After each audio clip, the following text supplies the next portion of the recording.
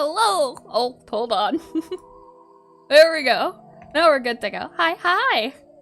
Welcome upon this spooky month season spooky day. Hold on, let me pull up you chat. It's a little tricky with these screens, but get it good. Hi, Moonrader. I hope the it wasn't too tricky or the audio wasn't too spooky to jump scare you like that. And hi, Giraffe. Welcome. I'm glad you like the animation. It was a little tricky to tweak and make out, but I'm glad you enjoy it. And that said, let me go ahead and our 5 minutes. There we go. Then we'll go ahead and get into things. Oops, wrong timer. There we go. Are you happy with that? I know the timers recently have been acting a little finicky, but it's nothing we can't fix. Let's see if I just slide this. There we go. Wonderful. That works a little bit better. Definitely thinking about switching things and figuring out why YouTube chat's not working, but for now, we spook and we do spooky. And monsters and ghouls and goblins and all that stuff. Oh, that's my favorite. So I'm saying all of that. How are y'all doing? Oh no, Bobby's eyes are glowing. His power grows. Exactly as we reach upon Hallows Eve. His power grows. Very slowly but surely. You're absolutely... You don't say! And thank you as well. Hi, Opabino? Is that how you say it? Welcome back to the stream. Dee. You know, I tried to go a little spooky for the spooky theme. Trying something a little bit different, and I'll see how that goes. Fortunately, YouTube chat isn't popping up. I see. Glad I got it then. Wonderful. Let's see. Oh, I'm getting an error. Okay, buffering. Oh boy. Just loves doing that, it seems like. But you seem overall to be good. So it's good news. Well, how have you all been since yesterday or just any week? Or what have your plans been up to? I have I'm excited. This will be a little bit different. The stream will... And I'm trying something different. I want to see. This is the first ever writing stream. It will also be a Pixelart stream, but it's a writing and Pixelart stream in the sense that we'll be doing some writing as we create our character, and then once the character is created, then we'll move on to the Pixelart. So we have to make the character and write them out, their names, their hairstyle, eyes, all of that stuff, and then we move on to actually drawing the character. So that should be fun. Hi, Dungeons and Determinations. There's a little bit of the 0 from the timer not on screen. Yeah, it's is that really Here we go. It is a little finicky, I do admit, and it's unfortunate the Twitch stuff isn't showing up in, well, I know it is, the YouTube stuff, I mean. But welcome, Dungeons and Determinations. Welcome indeed. Welcome to this spooky day. Unfortunately, Halloween doesn't fall on a weekend, so I won't be doing a Halloween stream. You were here on Sunday. Yeah, Dungeons and Determinations. They've come multiple times. Yeah, welcome back. The hope is that this character that we make will be used next week to play a tabletop game. It's a solo RPG game, and I'll get into that a little bit once the timer counts down. But the idea behind it is, if you like it, maybe we can play more of the game. It's a writing game, so it's not visually appealing, but I thought it'd be fun maybe to pair it with pixel art. So for example, Monday, I will also draw the vampire character, another rendition of a character, to prep and do all of those things. Yep, exactly. It's a tabletop RPG. So, yep, like D&D. We're going to be using some D&D charts, but if you don't know what D&D is, that's also completely fine. You don't have to know, and it'll be fine if you don't. This is a sort of character customization, but it's more so a thing of, I like to consider a writing exercise in the sense that we have to create a story behind the character, and we have to figure out, all right, what was their life like before they were a vampire? What did they have family? Did they have friends? What did they look like? How tall were they? Those sort of things. And then from there, what we'll be doing is, yep, basically, I can tell you're a fan. The dreaded alignment chart. I wasn't sure if I wanted to do an alignment chart as, I'm still a little bit confused on it as well. You love Dungeons and Dragons? Oh, okay, I see. Even if you don't have anyone to play with? Yeah. So the cool thing about this game is you can play it entirely by yourself. You don't need someone to do it for you or play with. It's why it is a solo RPG. So if this catches your interest, it is in the link below. And to those who are watching on Twitch, let me go ahead and do this. Because I like to do this and I like to leave links and everything. But hi Escobar, welcome. So those are the documents, those are the tools I'll be using today. If you want to either play along or look into it a little bit more, you can go there, and I'm pretty sure that's the right doc. Yeah, okay. Well, if that is of interest to you, it's right there, and I think I did say hi, but I think I forgot. But hi Escobar, welcome to stream. I am, it is Halloweeny and spooky, is it not? That's the idea I was going for at least. Hold on, the YouTube chat moved to be small. Here we go.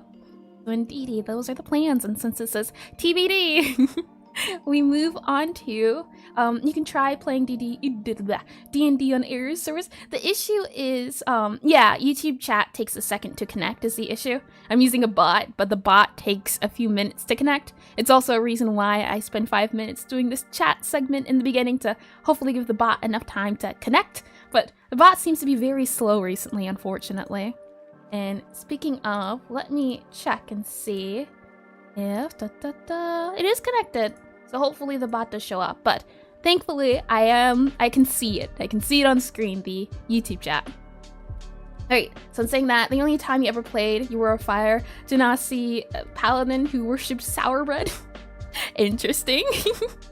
I do like silly characters. D&D takes so much time is the issue, and that's why I usually end up not doing it, but this is a solo RPG. So the idea is that you can do it on your own time, and you don't have to worry about aligning schedules together with people.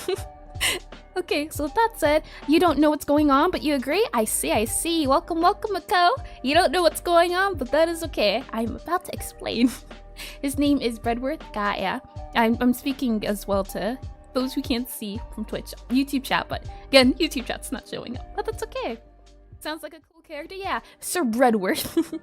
That sounds fun. So today's plans are as follows. We're going to talk about the game we're going to be playing next week. We're then going to write the character up, and then we're going to do some pixel art. So hopefully that'll be fun. And in saying that, P&P in general is great. Had one ongoing all 2 weeks, so much fun. What's P&P? Hold on, I don't know the name of that one. You could inform me if you could. So in saying that, let me go ahead and pin these comments, make it a little bit easier. So I'll go ahead and paste that. And how do I pin? YouTube is always so weird, and Twitches as well. I can go to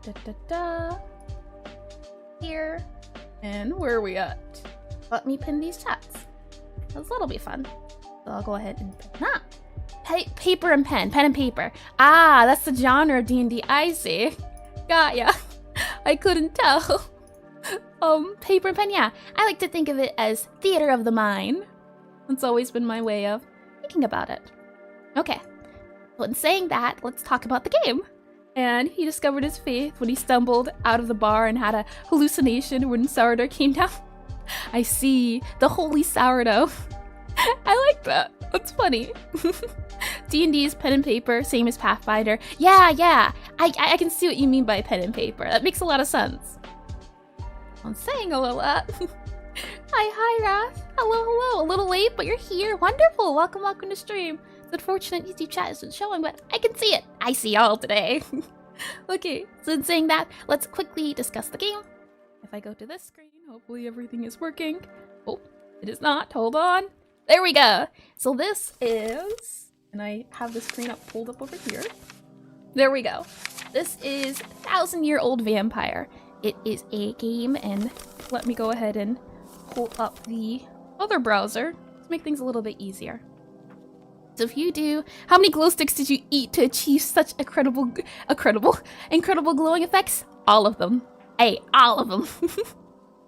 Oh boy, and saying that, let me go ahead and move myself there. Now I glow. Indeed, nice and spooky. Okay, so I'm saying all of that, where are we at? Let's actually move to this browser for a second, so you can see. So if you do exclamation docs, it brings you to this page. It's a very simple page, and it's saying something went wrong. Oh boy, reload. The game we are playing is 1,000-Year-Old Vampire. You can get it by getting this link, and the physical book is $50. However, you can get the PDF for $15. If you like what you see and you want to play the game, it's $15. And also, welcome, Zach. I don't think I said that as well. Welcome to stream. Let's see how many close sticks do you eat? Okay, we support game with minis. I see. And thank you for the follow. Hold on, Jargux. Is that how you say it? welcome. Okay, I'm saying all of that. That is how you play it, or you can get it. After I've showed you that, let's move back over to the actual book itself. So the idea is that it is a very theater of the mind game. This game involves flipping through pages and rolling dice. And what we'll do is we'll make a character and then we'll play the book with this character. And we'll go through these. But really all you need to know right now is that we need to make a character who then gets turned into a vampire. And then from there, we will go through the book. And how the book works is if I scroll through here, it's a memory book. It's a memory experience journaling RPG book. So for example, we have in here, you on your way to pirate the entire game? Oh, they shouldn't. It's good to support the game. It's a very fun game. I played it a while ago. I didn't play it all, but it's very fun. You can see on here it says, these are ideas and experiences and memories. Russian nobles bribed me to cleanse the indeed lands of freeholders. You empty the peasants' minds and send them to work on your strongholds in the east. So if you're a fan of history, you can make it really historic, or what we'll be doing is not really history, but in a sense of saying it's just going to be medieval fantasy. But you can get really detailed with this. For example, maybe you're a Roman emperor, that sort of thing, and you were turned into a vampire. So it's a thing you can be fun with. So let's see. You describe D&D as a limited by your imagination what you can play without anything, and yep. That is D&D in a nutshell, I agree, Giraffe, and that's why I find it fun. But the issue is, you have to have people to play with, and that's where this comes in. This game, you don't need people to play with. Let me go into here, playing the game. Fast forward a little bit, the prompts. So how it's played is that you roll a dice, and you just go to the certain prompts. So you either go forward pages or backwards pages. And that is the game. And then you just write out what happens. So it's a sort of writing, well, not sort of, it is, it's pen and paper. Like what was mentioned earlier. So in saying all of that, let us move. Where are we going? Hold on. We need to go to... yes, Pura. Oh, hold on. Let me make sure. It's the right Pura. Oh boy. Let me make sure that it is this one here. Almost pulled up the wrong sheet. That would have been a tragedy. So I'll go ahead and do here, so I can go back into here. Then I can go ahead and swap this here and do here and here and here. And there we go. Go ahead and transition. Here we are. Well, these sheets we'll be rolling from. They have dice, and we're just gonna go down the list in writing out the character. There's lots of attributes we can choose from, looks, ages, and this will help us both write the character and draw the character, those sort of things. And I thought it'd be fun to not only randomize the character by rolling, but have all of you be able to roll as well. So if you do, and I can go ahead and do when I roll, and I'll show you as well so you can see what I mean. Let me pull it up if it'll let me pull it up. Hold on. There we go. So if I roll, you'll see that the dice roll on screen. And for example, I got a 14. And if you don't like the roll I roll, for example, for example, if you don't like my roll, what you can then do is do exclamation roll or re-roll. And then I will re-roll the roll, depending on if you don't like it. Everyone gets 3 rolls, so if I will be keeping track as well. No silly business here. So you get 3 rolls if you don't like the roll. So for example, maybe you don't want the hair color to be black, I can re-roll the roll. And that is how that will go. Gotta go lunch, BRB. Thank you for coming, Room Reader. And that's how the game will go. Well, the creation at least. And then I will keep track of everything. We go back here. Everything will be kept track of here in... If I hide this. Oh, if I hide this, there we go. Here in these documents. So this is the program I'll be using to keep track of everything, and we'll just go down the list and write everything. Let's start off with origins and parents and go from there. So I'll go ahead and Well, I can close the book. Hold on, let me do that to give myself more real estate. I'll move this guy over here, and now I can see. Oh man, I can see so much better now. So it's a matter of, I think it'll only take us about 30 minutes to an hour, hopefully. And then by then, we'll just spend the rest of the time doing the actual art of the character after we make the character's story and everything. So in saying all of that, let's start off with background, as I said. So we can go ahead, and actually, let's start off with gender. I'm going to roll a D4, which is just a 4-sided dice, and if it's even, it'll be female, and if it's odd, it'll be male. And as I said, if you don't like the outcome of the roll, as I'll only be rolling it once, you can do exclamation reroll to change the roll, or re-roll, so to speak. Okay? So let's go ahead and give it a go. What will the gender be? That way it'll be easier to refer. So even, and I should write this down as well. There we go.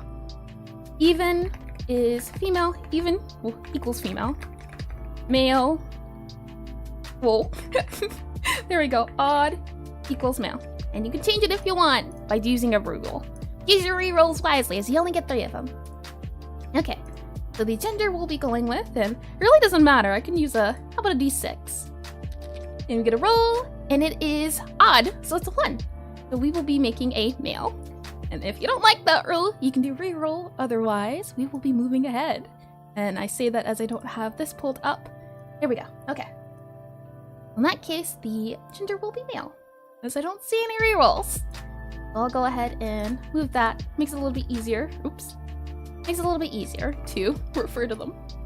So, gender, I don't even have that. Gender. Male. There we go.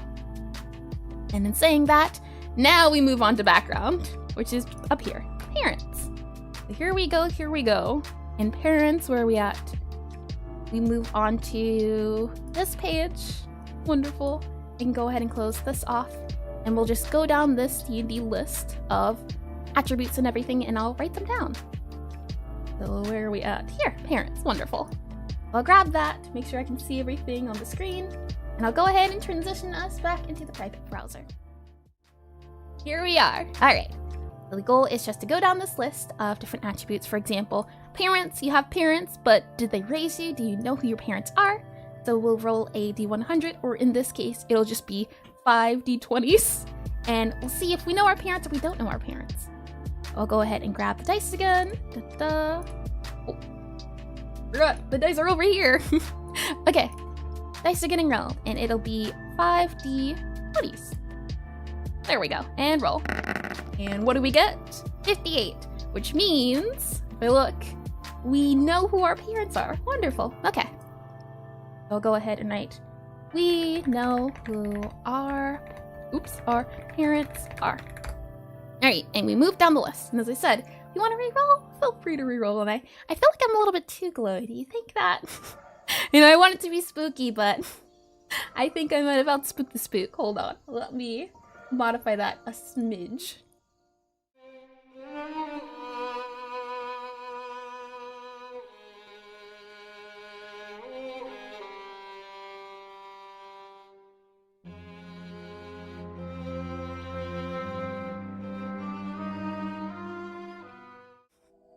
Should be a little less glowy now, as I think that was a little bit too much, but I don't know. Yeah, this is fine. This glowy is fine. Okay, so in saying all of that, let us continue down the list, and let me go ahead and make sure I have my rolls pulled up. Reroll for the parent one. Sure. Let me make sure I write your name down. Dungeons. I'm not sure why YouTube hasn't decided to update, but that's okay. And determinations. 1 reroll. Got it. So 2d10 is more accurate than 5d20. 5d20. That's true. Okay. Thank you for that as well, Escobar. I didn't even think about it. I was thinking, all right, 1, 1, 1, 1, but yeah, 2d10. Thank you. All right. So we're re-rolling the parents. So I can go in here and go ahead and do 2d10. If I find the 2d10, where? Oh, there we go. Dice 2d10, and go ahead and add another one. Re-roll. Proceeds to puke out glow sticks. Just a few. We get 30, so it'll still be we know our parents. Alrighty. Glowing now looks okay. Yeah, just a little bit too much glowing, I realized. But we're all good to go now. Let me move this over here so it makes it a little bit better. As yeah, I think it was a little bit too bright. Okay. With all of that said, let me move this up here so I can see. This is figuring out the ordering of pages, but I'll figure it out. Just takes a second. Okay. So next up we have down here our birthplace. So it'll be a D100. So again, 2D10. Got ya. 5D20. Oh, I see. Just need a little bit of uranium. Exactly. I'm wondering, for a D10, wouldn't it be better to do, what is it? Ah, never mind. Try to think. Because if we do, what is it? If they all roll, hold on. There's no D100 in here. I feel robbed. It makes it a little bit harder.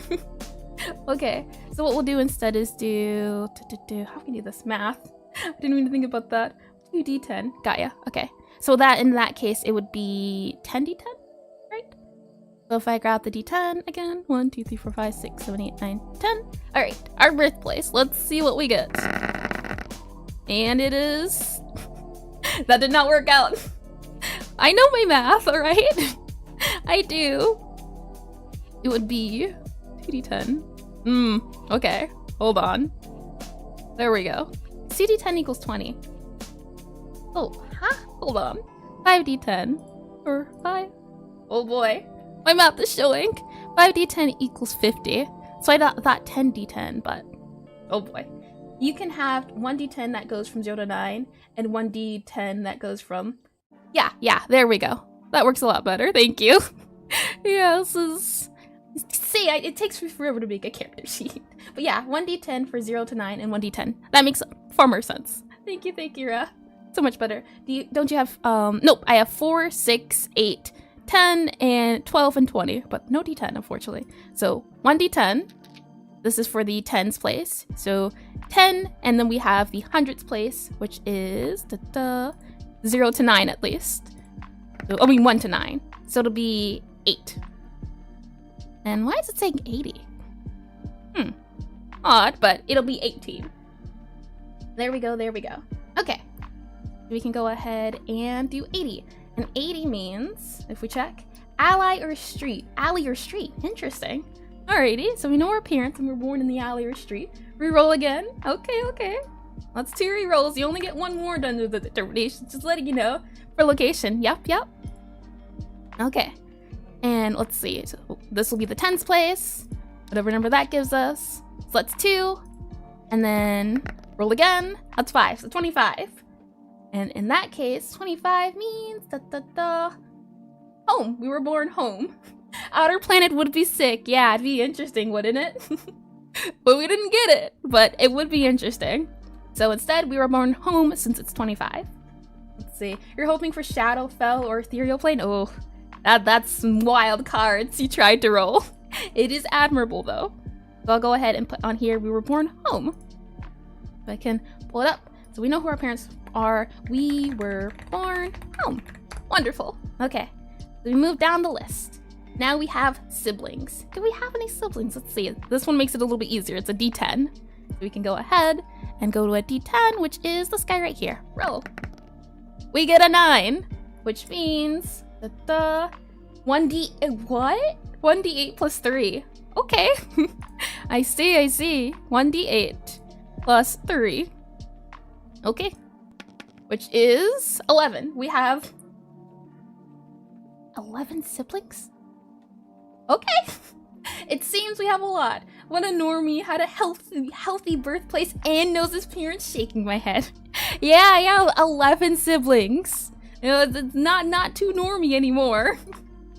Let's see. We were born home, that's birthplace. And 11 siblings. Oh man. Okay. 11. We have 11 siblings. Big family. Got ya. Okay. Let's see. Birth order. Interesting. Okay. So this is 2d6. So I'll go ahead and do 1, 2, roll. And we have 2. Interesting. That means, oh, twin, triplet, or quadruplet. Interesting. In a burrow. What do you mean by that? Don't you have 14 siblings because 11 plus 3? Let's see. Where's my history at? Oh boy. This is a new program I'm using, so I don't know all the ins and outs. I'm going by the number that it's showing up top. Let's see. I can go back and double check and make sure. I do want to do things randomly, but I want to do it randomly by the rules. So I can go ahead and if we go into here and I go ahead and check YouTube, I can just double check and see if that is the thing we're doing.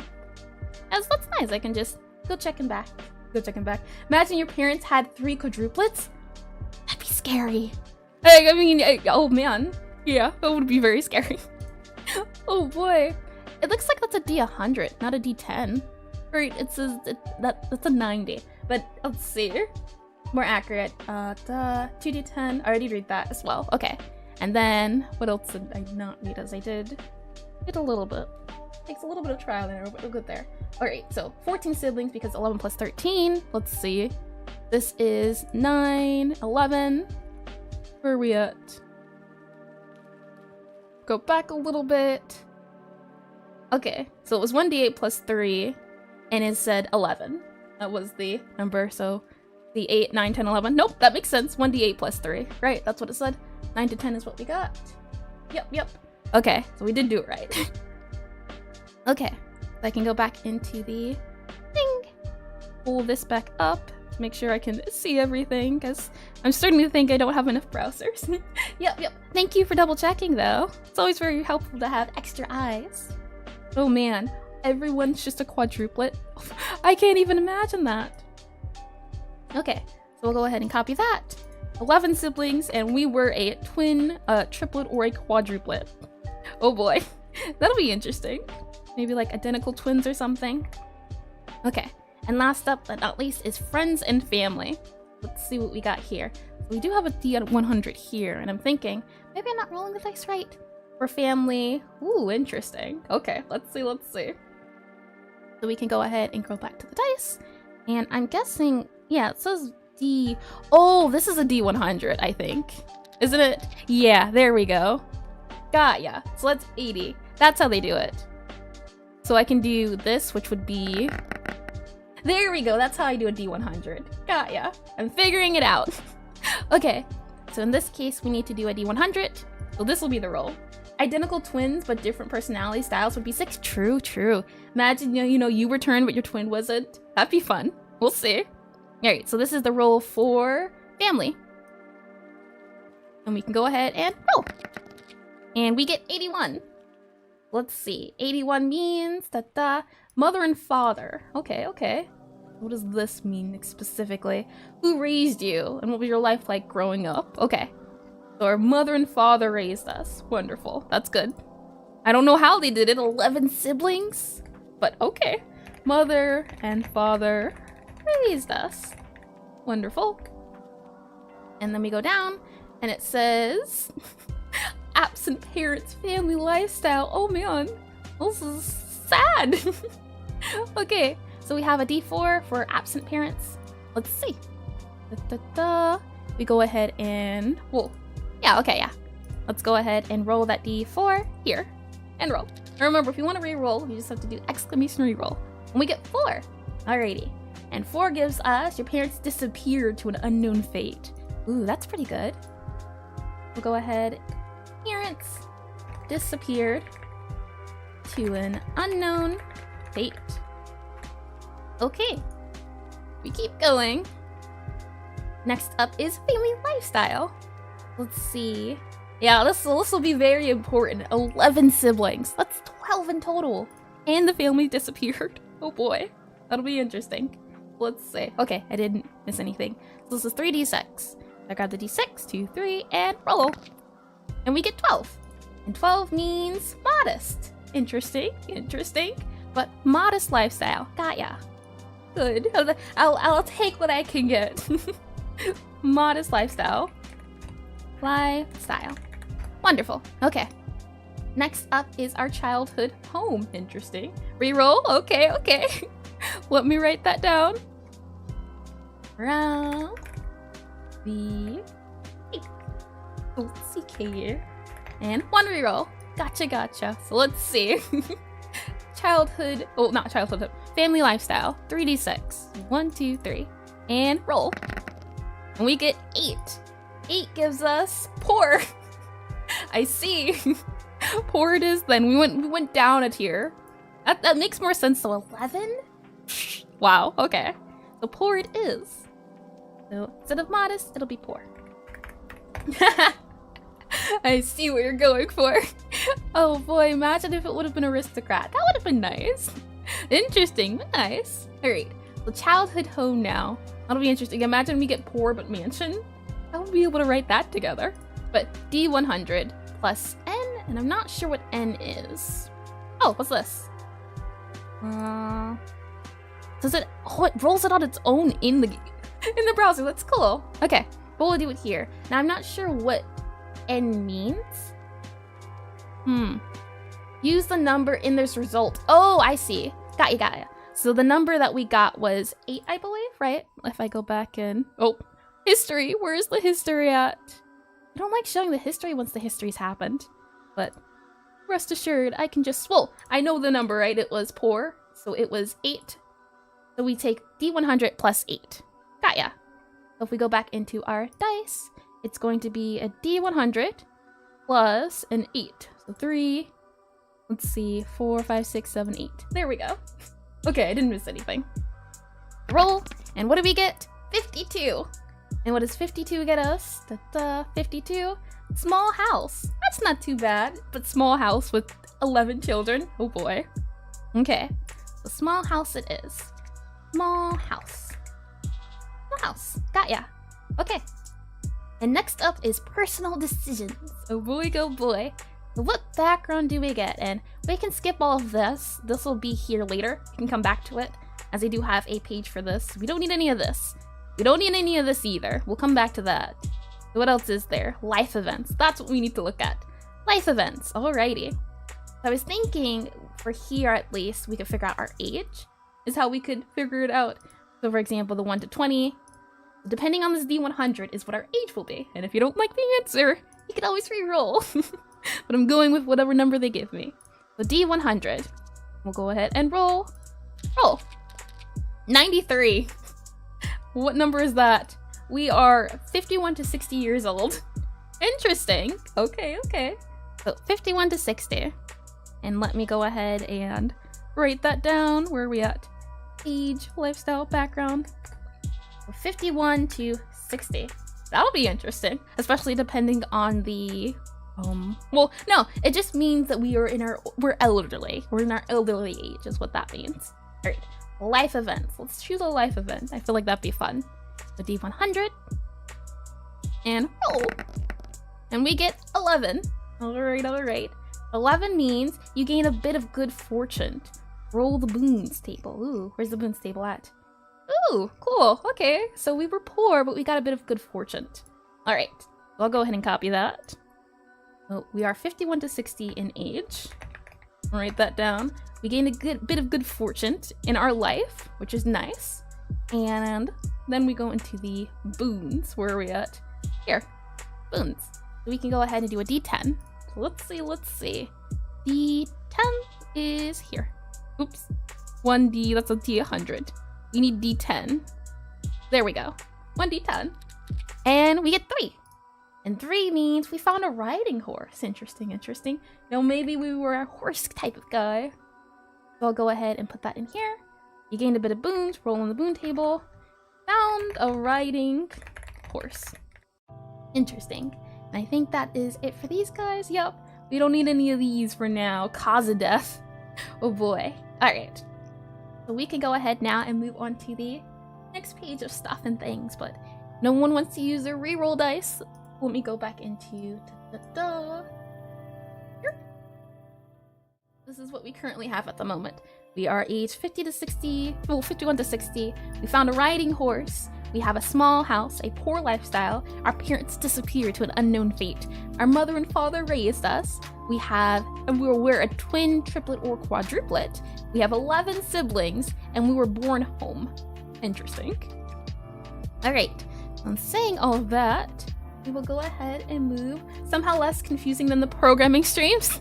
I mean, programming is pretty painful. We'll clean this up and figure out the sorting and ordering. For right now, I'm just writing all of this down.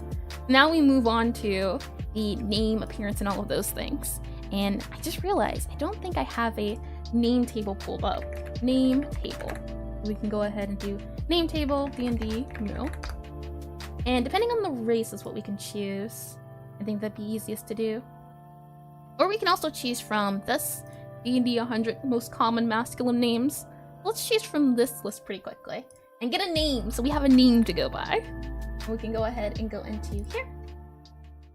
And I will pull back YouTube since YouTube does not want to connect, but I do see it. Our vampire is really just stereotypical cowboy. Stereotypical elderly cowboy, mind you. So it seems. Let's see, yeah, 60, what is it? This is when they were turned. So this is their before turned stuff. And then we figure out the game will be what happens once after they turn. It'll be fun. So the ages is from 100. So I'll go ahead and just roll. And so our name will be 42. And what is 42? Bum, let's check. 42 is Syrio. Interesting. S-Y-R-I-O. Okay. Syrio it is. And I'll go ahead and write the name. Syrio, and then we know the last name. Might as well choose from here as well. Oh, I see. We're at 80 plus. Well, I mean, if we do go over 80, we'll see. I'll go ahead and re-roll again. And just as a reminder, you can use the re-roll if you don't like what you see. Let's see. Okay, I did read that. And we get 7. Interesting. 7 it is. And what is 7? Aldrich. Ooh, that's pretty vampire-y. We ended okay with the name. Yeah. So the name will be Syrio Aldrich, which is pretty vampire, I do have to say. Interesting. Okay. So now that we have a name up, let me pull up this now, as we will be going through this character's table. I can go ahead and move my die table to here. Make it a little bit smaller so I can see a little bit better. And then let me add this here. Okay. So we can go ahead and move over to Pyrrha. You're here. And now this is the character table for the actual character. Oh, never mind. The age is here. Huh. I don't know. Should we roll this age table instead? I could. I mean, yeah, this feels nicer, but we already rolled age, and I will honor that age roll, but if you do want me to roll on there, you know what to do. Let me go ahead and pull up. Where are we at? Hold on. Is that open? Oh, there we go. Chat. There we go. Okay. So moving down, we have the race first. So D10. We can go ahead and just roll D10. Roll. So we will be a human. Wow. Interesting. Got ya. Human it is. Hoping for something, cool and exotic. We did not get that. Let's see. There's uncommon here. We'll skip the uncommon. Let's do motivation. So what are they motivated by? Let's see. This will be a D20. So I just click on the D20 and I roll, and what do we get? 17. They are motivated by discovery. Reroll? Reroll for the race? So if that's the case, let's see. Instead, we will be 8. Elf. Ooh, shiny. Gotcha. We can go ahead and do A-R-A-F-1. Make sure I write that down. Alright, so instead we will be we'll be an elf. A little bit better, a little bit more cool. Whoever wants to be a human. Age, what do we say? The age is from 51 to 60. Yeah, okay. Interesting so far. I mean, age, I'm gonna say the age range. So instead of 51 to 60 elf, which I think is child, it would be elderly. That's the age-ish. So motivation. Now we do motivation. And we said for motivation that it was discover. So that's 17. So we'll do discovery for our motivation. They're motivated by discovery. Let's see. Frame to reroll. Okay. Reroll for motivation. That's lame. I see. Alright then. Let me make sure I write her name down. CEK1. Alright. Motivation reroll it is. Discovery's lame. What do you mean? They could be an adventurer. So D20.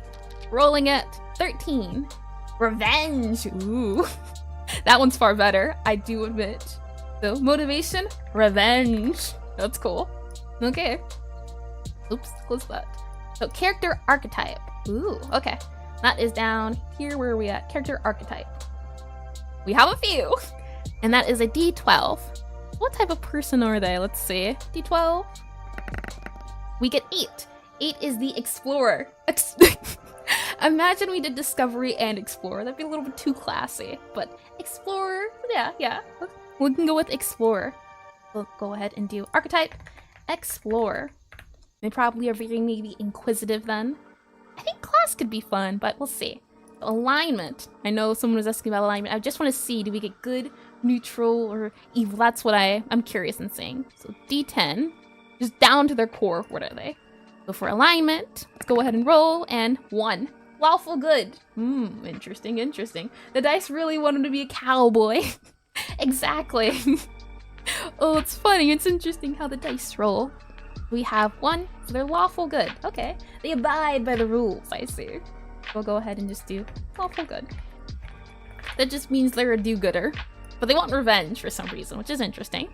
Alright, so for profession, where are we at? Profession. Try to go down the list. Oh, here we go. D100. So what are they profession-wise? Cowboy elf. Exactly. Oh, well, that could be interesting. So profession, we have D100, rolling, and we get 67. What does 67 say? That's you could have been a spy. 67 is mage. Ooh, okay, mage it is. So go ahead and put profession. So a mage, lawful good, cowboy, elf, elderly elf. Reroll it is. Let me go ahead and make it 2. We do have 1 more reroll left, Wrath. I'll go ahead and reroll. And what do we get? Imagine it's also 67. So let's see. 34. Smuggler? Smuggler is a little bit cooler. You know, that's a cool feel to it, but they're lawful goods. How would they be a smuggler? That'll be interesting to figure out. Smuggler. Alright. Next up is personality. And personality is... where are we at? Let me see if I can find it. Personality. There's a personality. Yeah, smuggler. 10 out of 10 profession. Yeah, I'm curious to see how that'll end. Personality should be on here, but maybe I skipped over it. Let's see. There's star signs here as well. There's profession. I think this is personality. Or was it traits? I think we'll just say this is personality. It's a little bit easier. Alright, so to roll from this, we do a d20 from each table, and we'll see what we get. And table 1. So table 1's the d20. Go ahead and do d20. Roll. What do we get? 19. So they are patient. That's pretty good. His eyes are glowing now. It's the end of all. He consumes all. Still like an elf cowboy? I do like elf cowboy idea. That would be fun. I don't know much about cowboy history though, but I'm kind of leaning on elf cowboy. So let's see. He is patient. We can go ahead and write that here. Hold on. P-A-P-I-E-N-T. Patient. There we go. And welcome back, Sputnik. I don't think I said that as well. Welcome. Alright, so now table 2 is a d20. And we can go ahead and roll. What do we get? 15. Attentive. Patient, attentive. Aren't they just the best on the earth? So, attentive. Write that down. Alright, next table. We have all of these. Okay, so table 3 will be... Remember, if you do want to change one of these, just welcome back, Moon Raider. If you do want to change one of these, all you have to do is just do exclamation reroll. You get 30 of them. So let's see. 2. Prejudice. Interesting. Prejudice. I mean, that does sound like an elf. P-R-E-J-U-D-I-C-E. Interesting. Building an elf cowboy, so it seems. I can see it though. Yeah, elf cowboy. It'll be interesting to draw. So let's see. D20. Roll. Table 4. This will be 19. He's pietous. Oh, that's an interesting word. Where you found the dice and character plots, you can go to Are you not surprised? Yeah, it's kind of pulling out to be the same thing, but you can find the I guess it won't do it, will it? Oh, that's unfortunate. But in the YouTube description, you'll be able to find it. Hold on, giraffe. You'll be able to see everything I used, all the links and everything. Okay, So we are Pious, Pious. You guess you would like to make your own character too? You should, it's fun. I especially like using the dice, as it adds a little bit of fun and without choosing. But yeah, you should be able to find it in the YouTube description, the docs. Prejudice and Pietas, let's see. I know Prejudice. I don't think I've heard Pietas. What is that one? Here, Pious. Well, let me do a quick Google search to see, as I am a little confused on that one. I do know words, but I learned things. So it means, yeah, they're virtuous, basically, right? Yeah, devoted. Pietas is devoted. And then Prejudice is, go ahead and do that. Religious, yeah, that's what I was thinking. And of course, I hope you like it. Oh, also, hi, hold on. Uki? Is that how you say it? Welcome to stream. And yeah, religious, that's what I was thinking. I just wanted to make sure. And this means, yeah, okay. So they're hostile towards certain individuals. Hostile towards certain individuals. INDIVIDUALS. You know, like dwarves. I can totally see it being that, especially since they're an elf. So Pietas is devoted. Yep, they are indeed. Escobar, you are correct. Okay. So in that case, we have additional details, and that is over here, additional details. All right. So from this table, we do a d20. We can go ahead and do that d20. You found your channel a bit ago. Love your Pixelart. Thank you. I'm glad you like it. I love doing it, and I'm happy people seem to be enjoying it. We can go ahead and do our d20. And yeah, once we figure out this character, then we'll draw the character for the rest of the stream. So it's a little bit of writing, a little bit of drawing. So 120 for the screen, and we get 8. And what does that mean? Gambling addiction. I see. Alright, sounds pretty cowboy. Gambling addiction. Oh boy, interesting. Okay, gambling addiction it is. And lastly, for our stats, alright. So we did do mage, but now they're a smuggler. I want to say about class, I wasn't sure if we wanted to do class, but I feel like class could add a little bit more. Maybe they're a ranger or a rogue, and don't have to know what these are. I'll explain it depending on what we get. So D12 is for class, so I can go ahead and roll a D12. And as you can recall, or if you don't know, or if you're just joining, you can do exclamation reroll, and I will reroll a reroll. You get 3 of them though. Let's see. 2. A bard. Ooh, a traveling bard cowboy. That could be interesting. But bard, I like it. Who's also a smuggler?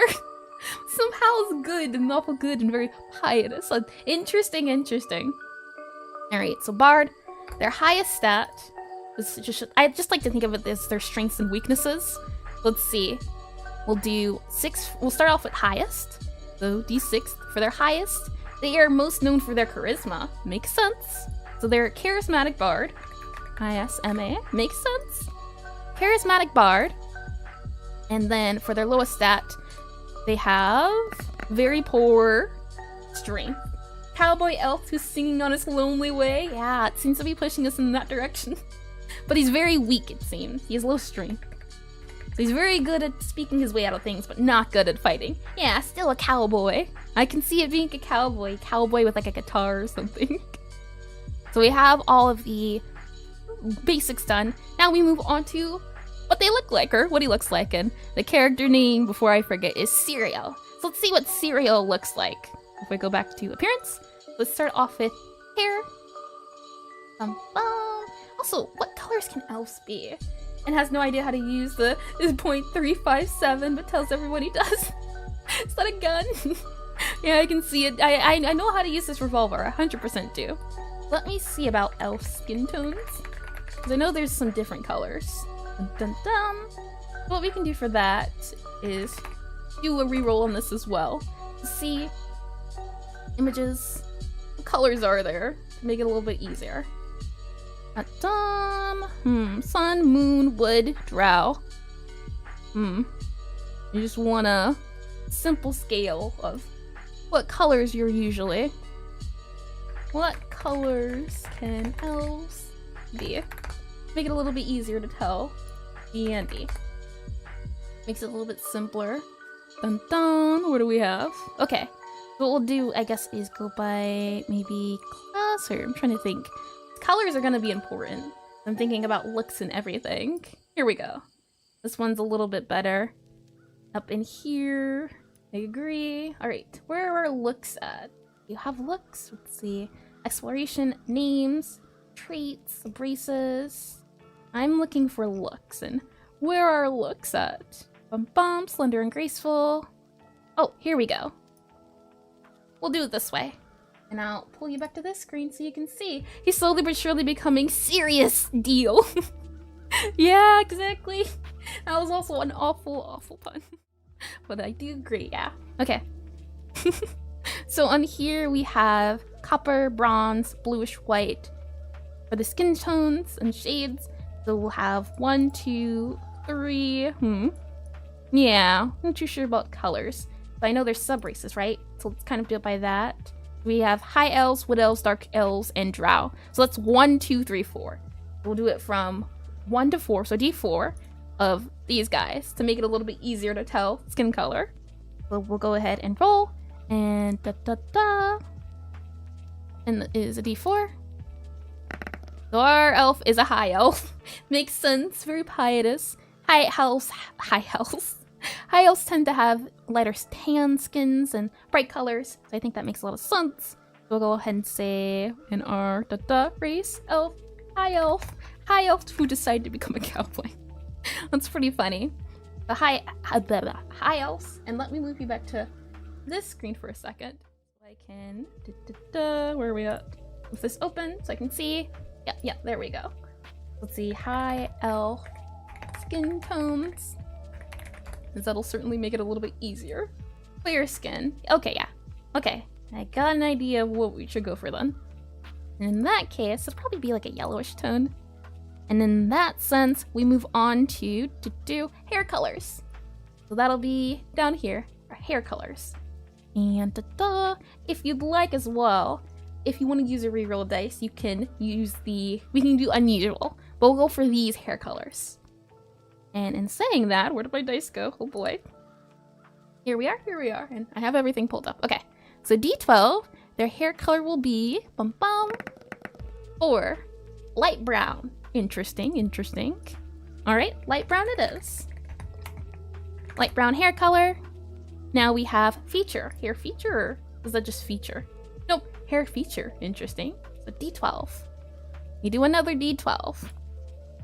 Their hair feature will be 10. They have partly shaven. Ooh, getting really serious now. Partly shaven. It's gonna be like a rock and roll elf. The type of hair type we have down here was a D12 again. So D12, 4, which is straight. So very straight hair. So straight. And the length shall be D10. Interesting. Let's see what we get. Oh, wrong one. Should be this one. D10. And we get 1. So very short, straight hair. Interesting.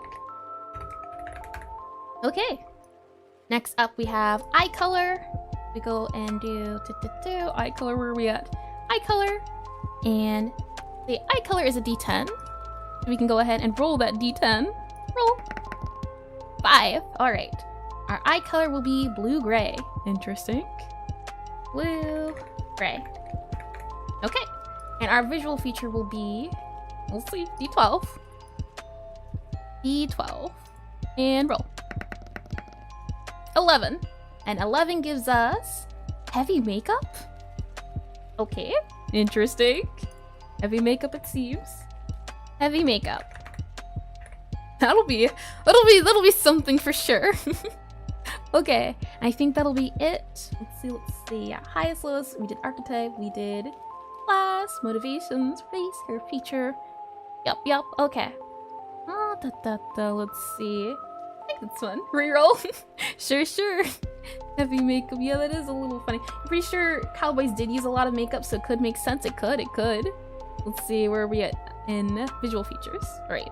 The reroll was from Moon Raider. Gotcha. Moon Raider. Okay, reroll in the visual features. We can go ahead and do the D12. And let's see what we get. 11. Heavy makeup again. I see. So it stays heavy makeup. Well, that's unfortunate. I don't think I've had a double dice roll in a second, but heavy makeup, though. You're free to use another reroll if you'd like. When saying that, are we missing anything? We have our traits, we have our additional details, hair type, alignment, all of those things are good. We have all of those things as well. Yeah, they're saying makeup. Like I said, you can use another reroll if you'd like. Being incredibly beautiful is his fate, apparently. Exactly. Heavy makeup. Oh boy, that's gonna be fun. Okay, so character archetypes. We did all of those things. Let me double check that we have everything crossed off and good to go. I can go ahead and scroll down here. Dun dun dun. Where are we at? Down here. Ah, yeah, we're good. And then I can go ahead and go. Bum, bum, bum. Where are we at? Class. The class we went with was, and let me scroll back up so I can see things. I think it's a little tricky. Okay, so we're bard. We can go back to the other roles. Wait, he is a bard, so makeup would make a lot of sense. Yeah, I do agree. No, well, there's ways to make this work. There's certainly ways. So we can go back to the browser here. Let me go ahead and reopen up YouTube so I can see, and we're all good to go. Imagine how our cowboy getting his makeup on next to a campfire before an adventure. Oh boy, I'm just thinking. Well, I mean, when you turn to a vampire, do you want it to be that you stay the age that you were turned, or you at least look the age, or maybe you become younger?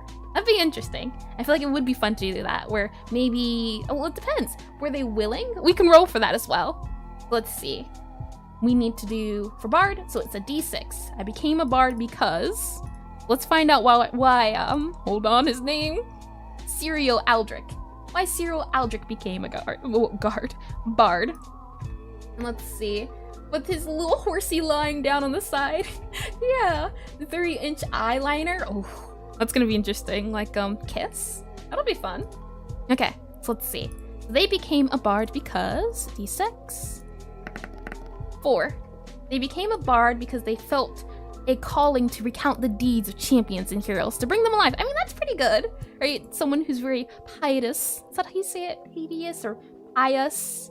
Wants to, and also lawful good, but at the same time is also a smuggler. Maybe they're a smuggler without knowing they're a smuggler. Or maybe they were a smuggler and then they got into this bad deal or something. That could be fun.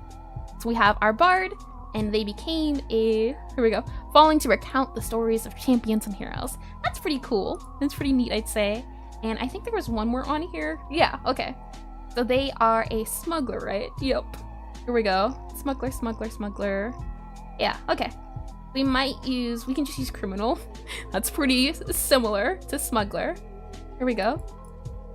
And let's see. I mean, I feel like using one of these would, well, there is definitely a way to still be lawful good, or at least heal your lawful good, and that's why I know someone asked about the alignments earlier, and this is why kind of aligns. He's a smuggler of good things. Ooh, yeah, like a Robin Hood for the rich, and oh yeah, we can do that. Okay, so we'll roll from here, our d6. Where's my d6 at? They can also be a good smuggler. Yeah. By the laws, they can follow a codex. I see, yeah. I always say it's their law of code. I always think Robin Hood's more of a chaotic good, but you're right, yeah. It's their morals. Yeah, that makes sense. Thank you for that, Espers. Yeah, that makes a lot of sense. They can maybe smuggle goods. Yeah, okay. Yeah, that makes sense.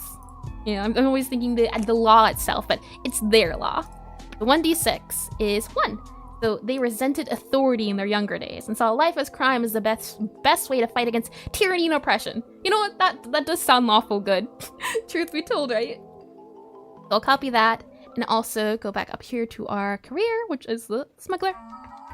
Okay. And I'll go ahead and cross that out and next space. So I think we are good to go in terms of character. And what a character indeed. Okay. And background. Yep, okay, we're good. What if they used to be a high elf or something, then became a lower class smuggler for the poor? High elf is more so a, I mean, they are poor though, that's the thing. High elf but poor, which is an interesting combination. It's certainly interesting. High elves it's more so like a society, I guess is the best way to see it. A sort of thing of high elf as being more inclined to music. And do I still have it up here? Let me see. Might be able to tell us a little bit better. No species. High elf. There we go. Yeah, so you have a keen mind and mastery of magic. Haughty and reclusive. Yep. Non-elves and even other elves. That sounds like them, right? This is why you like making characters in D&D. Yep. And more common and friendly, often encounter. Yeah, they're more so, let's see, bronze hair, skin color, gold, silver. Yep. It's more so just their I guess, community is the way I think of high elves. It's different than wood elves, who are more so in the woods and forests. It's more so location, I guess. So they lived in a high society, but they were low class. That's the idea here. So we can go ahead and go back into our where are we at? Here, nope, here. Okay, so we have everything good to go, and since the rerolls are still a thing, if we come across a trait you don't like and you want to redo, we can still do that. I think that'd be fun to keep it going, keep it rolling. So maybe they're a high elf, spiritually and religiously, not because of the money. Interesting. Yeah, okay. We can go on here and let me make sure I can see things. As for some reason, yeah, the bot is not connected this entire time, but I am seeing YouTube chat. Okay, so I'm saying all of that. We definitely have a lot on our plate, don't we? So I'll go ahead and copy all of these guys and paste them here. Background, personal age, decisions. These are all their attributes. You don't want to guess how much Glowstone has Buffy sniffed, but he looks like he's definitely in the neither mentally. He's doing wonderful. What do you mean? he's just a glow boy. Though, speaking of which, now that we are writing, so like 2 sides of a city, one for rich, other for poor. That could be interesting. And I'll go ahead and copy that as well. Let's see. Copy. And since it's 2:07, we'll spend 30 minutes writing to see what we can figure out. But I'll go ahead and write that as I do like that idea. Maybe a rich area, poor area. Okay. So give me 1 second to swap things out. Be right back.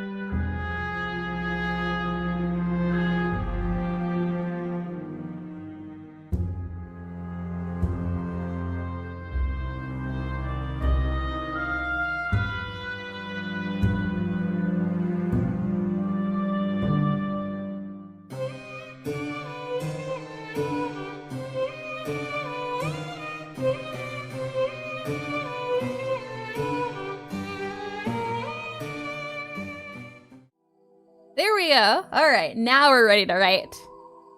I can go back into here and let me drink on my drink and we will get started. Ramshackle? I've never heard of Ramshackle before. Where is that from? I'm curious. Let me get my pumpkin drink and then we'll get started.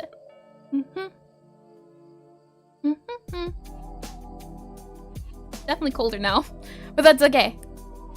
Okay, let me go ahead and pull this up.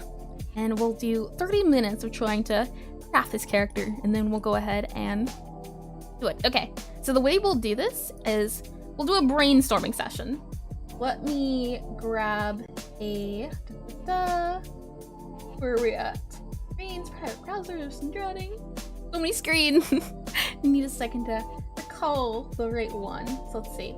I can just take from this one, grab this timer here, go back into here, paste it here. There we go. Okay. And then here, we'll go into scripts. So we'll have 5 minutes of just spitballing ideas. It's just an idea, and I will put it on here. And then we'll come back in with the ideas that we have. These are the overall ideas. We know our parents, we know our birthplace, and we can go ahead and... Okay. We'll go ahead and check this a little bit so we can see a little bit easier. These are our attributes and everything that's happened in our life. And then we also have this as well. This is our personality and all of this stuff. So I'll just copy it and paste it.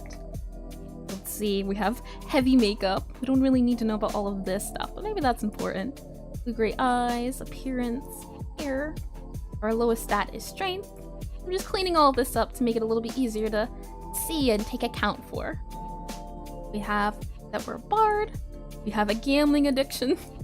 We're pietous, which is interesting. We're a professional smuggler and all of this stuff. So I think this is good to go. In that case, I will go ahead and can I subtract this a little bit to make it easier to see on screen? Like this? Let's make it a little bit easier to see, but there's so much. So in that case, I'll zoom in. I don't think that's handy. There we go. Okay. So they think the highest things to take away are the professional smuggler, gambling, all of those things. 11 siblings. So let's start off with just an overall idea I think would be fun. So we'll go ahead and go back down here. And we'll go ahead and do some brainstorming. And I'll go and reset the timer. So 5 minutes of brainstorming. What's going on over here? Character creation. He doesn't deserve got polymorphed. Bobby is no book. He holds too many knowledge, sometimes, but head empty. And welcome, Clash. Alright, Bobby, he needed to be read. He needed to be read to sleep. But he is now book. The Ancient One is gone. He is for now, but he lives in our hearts. He'll be back, don't worry. This is for writing. He's no writer. He has a lot of skills. Gambling, that's what, yep. So the character is a gambler. Let's see. Someone wrote that they should be a cowboy. What other ideas? And I'll write them down so the 5 minutes are for. And oops, did I even transition correctly? Hold on. That is odd. I don't know why that didn't transition correctly, but there we go. Okay. I can go ahead and where do we go? Hold on. Overdosed. He poofed. Exactly. So let's see. Incarnation of the one who sleeps beneath the waves. Exactly. No, he sleeps. He sleeps a lot. 100%. Let's see. Two sides of a city. I do like that idea. Cowboy. I'm thinking maybe a Robin Hood could be cool. A Robin Hood. What else do we have? He's high in charisma, low in strength. He became a bard because he liked to recount the deeds of champions and heroes. The smuggler, so he resented authority in his younger days. And we also write his name up here to make it a little bit easier. There we go. This is the name of the guy. Serial Eldrick. I'll go ahead and subtract that. So what other ideas could we maybe think? So maybe a Robin Hood-esque guy. Let's see. He definitely seems like a rebel, partly shaven, heavy makeup. He's a smuggler. He's charismatic, bard. I can definitely see, especially with the horse. Maybe he stole the horse. All right, on here. Maybe horse was stolen. What else can we think of? He wanted to become a bard. The only reason to have high charisma? No, apparently not. It is to recount the deeds of champions and heroes. So let's see. Horse was stolen.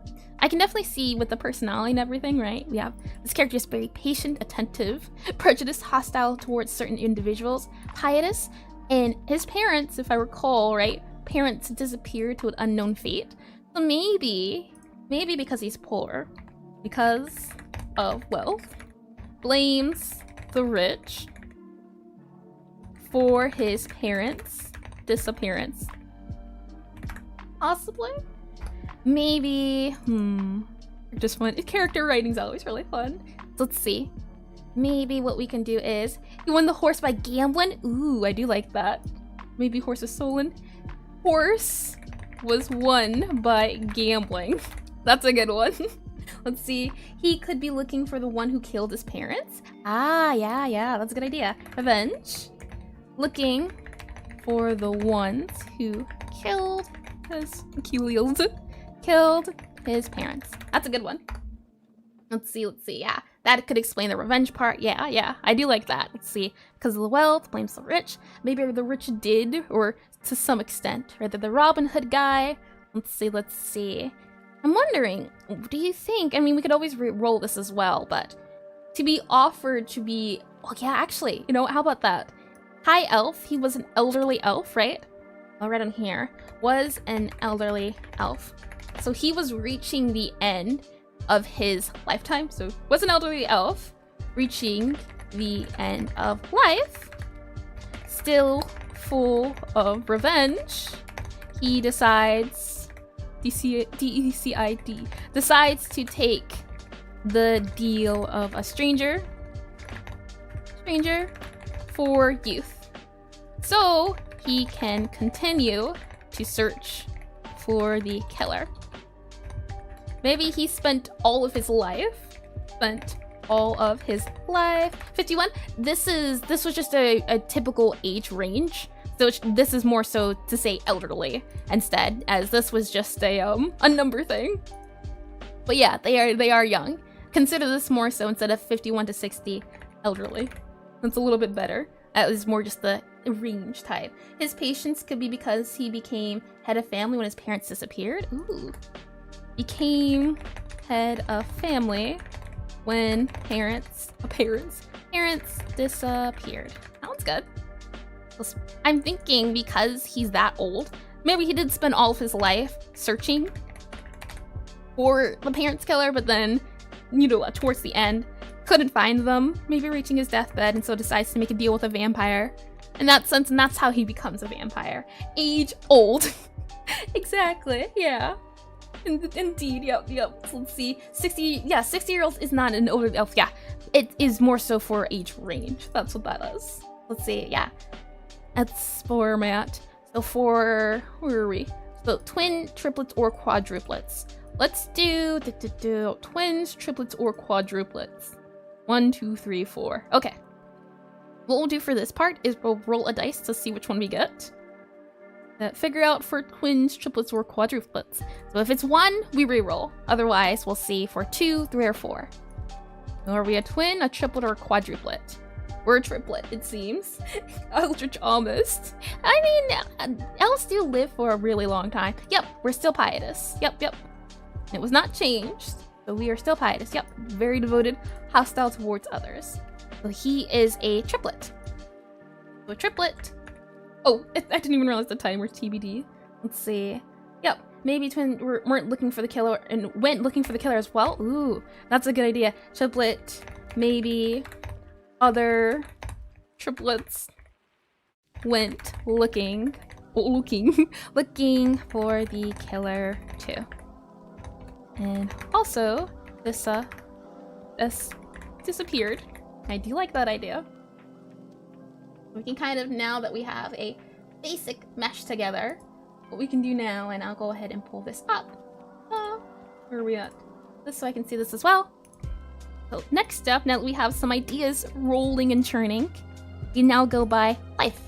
So for example, we start out with childhood, then we move on to youth, which is, for example, childhood is childhood. Then we move on to youth. We could do preteen, then we can do teen, then we can do young adults,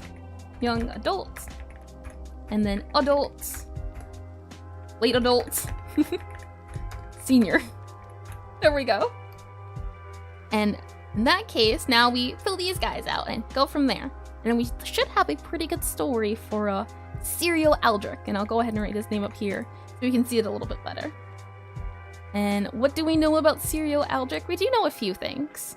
I'll go ahead and make this guy bigger, like that. There we go. We know for certain Serial was poor. They had 11 siblings. They also lived in a very modest house. Let's see. Age basically at.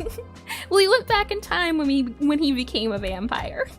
Poor 11 siblings, lived in modest house. That is what we have on here, right? Yep. So I can go ahead and get rid of some of these. So small house. He lived in a small house. There we go. We'll go ahead and do that. Born in a home. Kind of help in labeling things. So 11 siblings. Was a triplet. Lived in a home. Serial Aldrich. Isn't that who we're going for? The serious? that does rhyme. Isn't that what we're going for here? I mean, it says, and I'll move back up here. It says he's patient and attentive. He's kind to people who aren't his enemies, maybe. And I'll move that down here as well, so we can see a little bit better. And I realized I accidentally deleted the family bit, so let me see. Where are we at? Parents were born home. Yep. Where is the house part? Small house. There we go. We were born in a small house.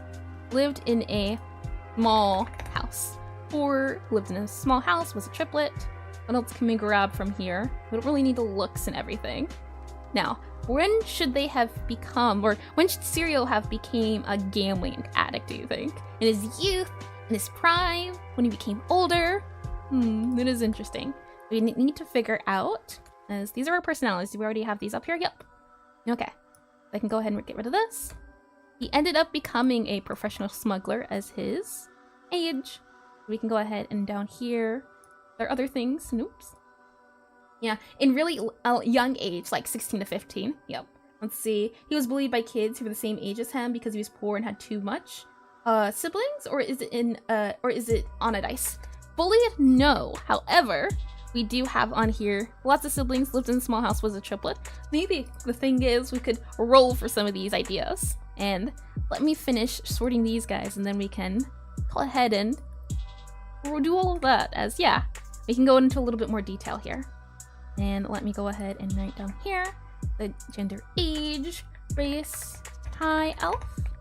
And so let's see. Still think pious and revenge is a really interesting mix because those things work against each other. Most pious ideas, our virtues, go against revenge, yet he has the fire of it burning bright, so there's a huge chance for inner conflict. And what's I'm thinking, the pious, and where is that at? Did I do it on here? Yeah, devoted, right? They're devoted to a faith and a cause. That's what I get for that word. But his revenge, maybe he's lived his life up to a certain point, but then that kind of changes for revenge, so he's still trying to hold on to those values, sort of thing. That could be fun. Okay, and saying all of that, we can get rid of looks. I'll go ahead and grab all of this stuff. Explorer, motivation, revenge. And this is the other things we have to take into consideration. I'll go ahead and do that. Lowest and highest. There we go. And what else? We found a riding horse. And parents disappeared to an unknown fate. So that's very important. So I'll go ahead and do found a riding horse and parents disappeared to an unknown fate. Those are all very important things. Okay. And we'll go back down here and go ahead and make all of these points as they are very important. Okay. We really don't need age since the age comes later. This is kind of going slowly but surely. But I definitely do like the idea of this for their personality traits. So for the childhood, poor, 11 siblings. The childhood is very much the, I'd say, for just humans, just the idea of human age-wise, it would be, I'd say, the childhood, probably before middle school is what I would call childhood. Let me get some drink. So let's see, were they bullied? Why not roll for it? That sounds like fun. So bullied or no. And even bullied, no is odd. So let's see if he was bullied. Dun dun dun. Where are we at? If I go into roles, he was gambling with his triplets in his childhood, always winning, which caused him to develop the addiction. Yeah, I'm thinking he's very lucky. Don't forget, he's very charismatic. But as for the bully part, let's see. Even is yes, odd is no. No, 1. But you are free to reroll if you'd like to change the dice. No, they were not bullied. As far as gambling with triplets, elder elves have around 250? Maybe. I don't know age specifics. You don't really have to know specifics, you just have to know the general ranges. The game is called 1,000-Year Vampire, as you play for 1,000 years. That's the idea behind it. But I do like that idea. Maybe in their childhood, as they were a triplet, mother and father raised them. So, raised by parents. This is definitely known by in the childhood. Let's see, what else are we missing? All of this is known, and I think that's good. All right, so they are professional smuggler, we do know that. Highest stat is charisma. How did he get this charisma? His lawful good and everything, explorer. I do like the idea of, where is it at? This one, or no, hold on. Where are we at? 2 sides of a city. So maybe with his other siblings, what happened is what do you call a fellow triplet? Like, if you're a twin, you say, well, my twin. Do you say my triplet? Is that how it works? So with triplets, so I'm thinking with fellow triplet, with fellow triplets, TRIPLET, with fellow triplets, would spend time, maybe because this is childhood, this is very young. So with their fellow triplets, maybe what they would do is spend time in the city area where it's more high in upkeep and see performers, and that inspired him to want to become a bard. The idea is that with fellow triplets would spend time, and in saying all of that, we can deploy my second cool thing of use, which is where are we at? Hold on, let me see if I can pull it up at least. Dark Forest, Future City. We're looking for Village. Ancient Greece. Nope, no. Where are we at? Jungle, Monster. Nope. True West. Nope, nope. Tavern. Nope, nope. Dungeon. I'm looking for City. Old Town. Is that it? Ooh, I think that would be it. City of Wonder. Okay. Let's go ahead and do this. And turn that down a little bit. City of Wonder. Oh, there we go. Village background. How about that, huh? And then we can go ahead and do boat and harbor, maybe a marketplace. Like that. Yeah, ambience. Let's see. And go here. Okay. So he had a classmate who was one of 8 kids in the family. Everyone knew not to mess with him. He had a ton of older brothers to stand up, so yeah, shouldn't be bullied. I do agree, yeah. Especially if you don't know it doesn't say the oldest or youngest or middlest, but yeah, so many siblings makes sense. I do agree.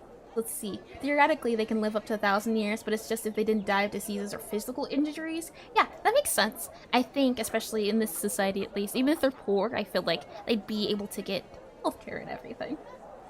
So in saying all of that, we can say with fellow triplets, maybe would spend time in, what is it called? The main center, the center area of the city. Would spend time in center part of city, watching performers and playing around.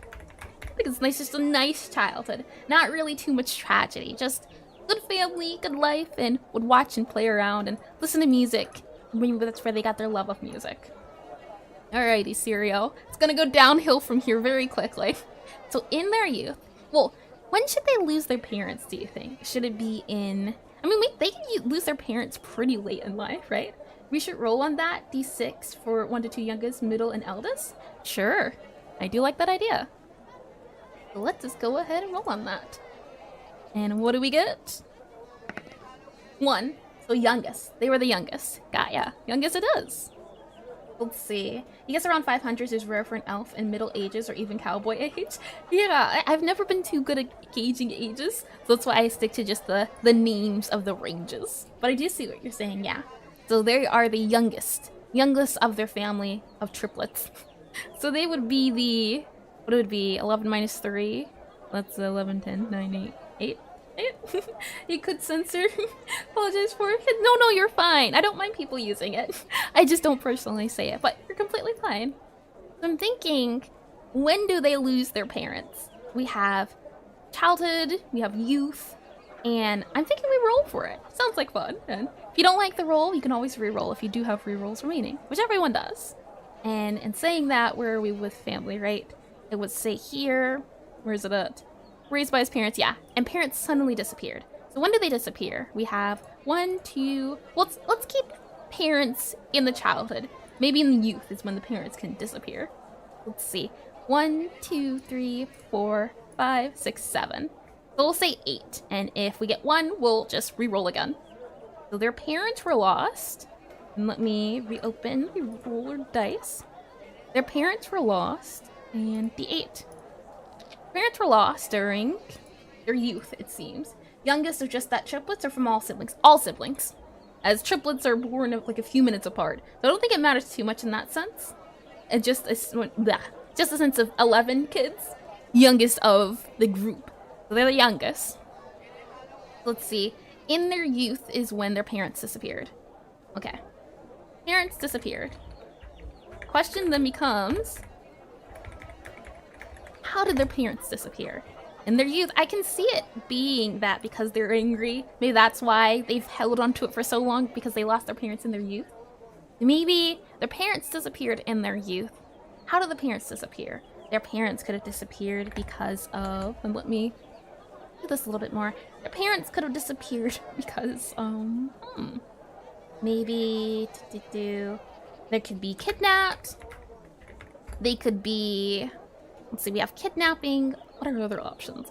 Kidnapping, maybe, because you want revenge, right? You would want to feel revenge. So maybe a kidnapping, maybe a break-in. Maybe what would happen? How about a lot of people were invited to some sort of ball or some sort of gathering by a very rich aristocrat. So family invited to ball or to event by aristocrats. Hold on, aristocrats. Aristocrats. Family invited to event by aristocrats, and doing that, how can we do this? Dark cult talk them to the worship their god. Ooh, that's true, that's true. It said it's unknown, but maybe the folk told them that since they were killed and they have believed it since they were no better experience. That's a good point. It says unknown disappearance. Unknown. UNKNOWN. Unknown disappearance. Disappearance. Unknown disappearance, that's true. As well as a dark cult. Ooh, I do like that idea. Some sort of cult, as they are pietous. This is how you say it, right? Pious. They're devoted. Okay. So maybe by the church then. And that god could be something like from Lovecraftian mythologies. Interesting. I can see it. So maybe not kidnap or break in. Their parents disappeared. Maybe they attend a church. And during one of the ceremonies, their family, maybe not then though, because then that would make him not have faith in the church, right? Or crafting an eldritch god. He's wonderful. Like Cthulhu though. The thing is, he's not a he worships a very good one, I would say. Why his morals are so good, right? Mark your words. He is all knowing. That is for sure. Let's see. Attend a church and during one of the ceremonies. Okay. I don't look quite like that, but I'm thinking, right, maybe the church has something to do with it. URCH. Maybe let me do this. I do like the idea of maybe some cult taking place. That would be fun, right? He will be awoken. Yeah. He's already awake. What do you mean? Haven't you seen his eyes? Constantly awake. But parents disappeared, church, unknown disappearance, cult. I do like those ideas. And we can always come back to this. This can just kind of be a outline, and then we can kind of craft and merge together as we go. Oh, I didn't think... Oh, no, I did. I did read that. And I'm thinking, maybe the parents didn't disappear quite yet. Maybe... The parents could also be into gambling, right? Another race like Drots or Tieflings? Yeah, that's true. We could do other races as well. I'm just thinking, what would make him against certain people? It could be definitely he is against the upper class. That is his prejudice. Maybe he dislikes upper class. Maybe it's also towards a race or something, or towards a certain religion. Maybe instead of his parents, well, no. It says parents disappeared in youth. We have to follow that. Don't understand that he, will, be, Let's see. Awaken. I see the almighty. I got ya. I'm thinking. Yeah, Bobby's great. Let's see. Just like upper class. Yeah, that could be it. I'm just thinking sort of more of a Robin Hood-esque character. Maybe he has a thing for wealth as well, and maybe that's why maybe his parents were gamblers, right? Maybe parents gambled to earn income, and maybe because they had so many children, or maybe just because of the way Sirio is, parents gambled to earn income.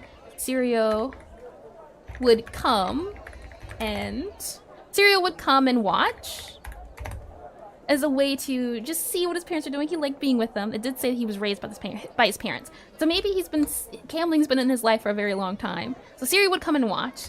He became good at gambling, so he became a He was a good gambler. Good gambler. He was a good gambler. He was a great gambler. And we'll just say that, yeah. Would come and watch. He would gain charisma. He would gain the sleight of hand tricks that he saw the other gamblers doing. He would learn a lot. And during one of the times in coming with his parents, maybe his parents got into a debt that they couldn't fulfill. So during one gambling night, we can get rid of the little that. And so maybe during one gambling night, things go wrong. Parents go in debt.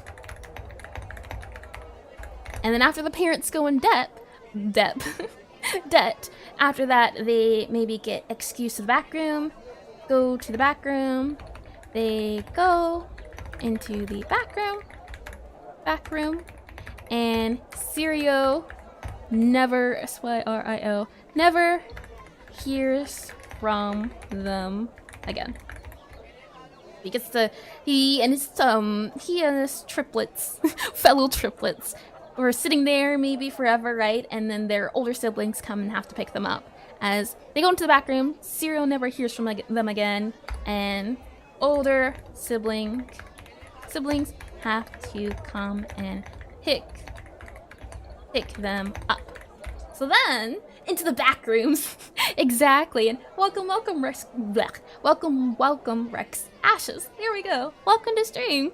And yeah, basically the back rooms, right? So since he's seen his parents disappear, maybe then he's been constantly going back and getting deeper into gambling. And since we're moving past the happy market, what can we do? What's more of a more so feel? How about this? A little bit better?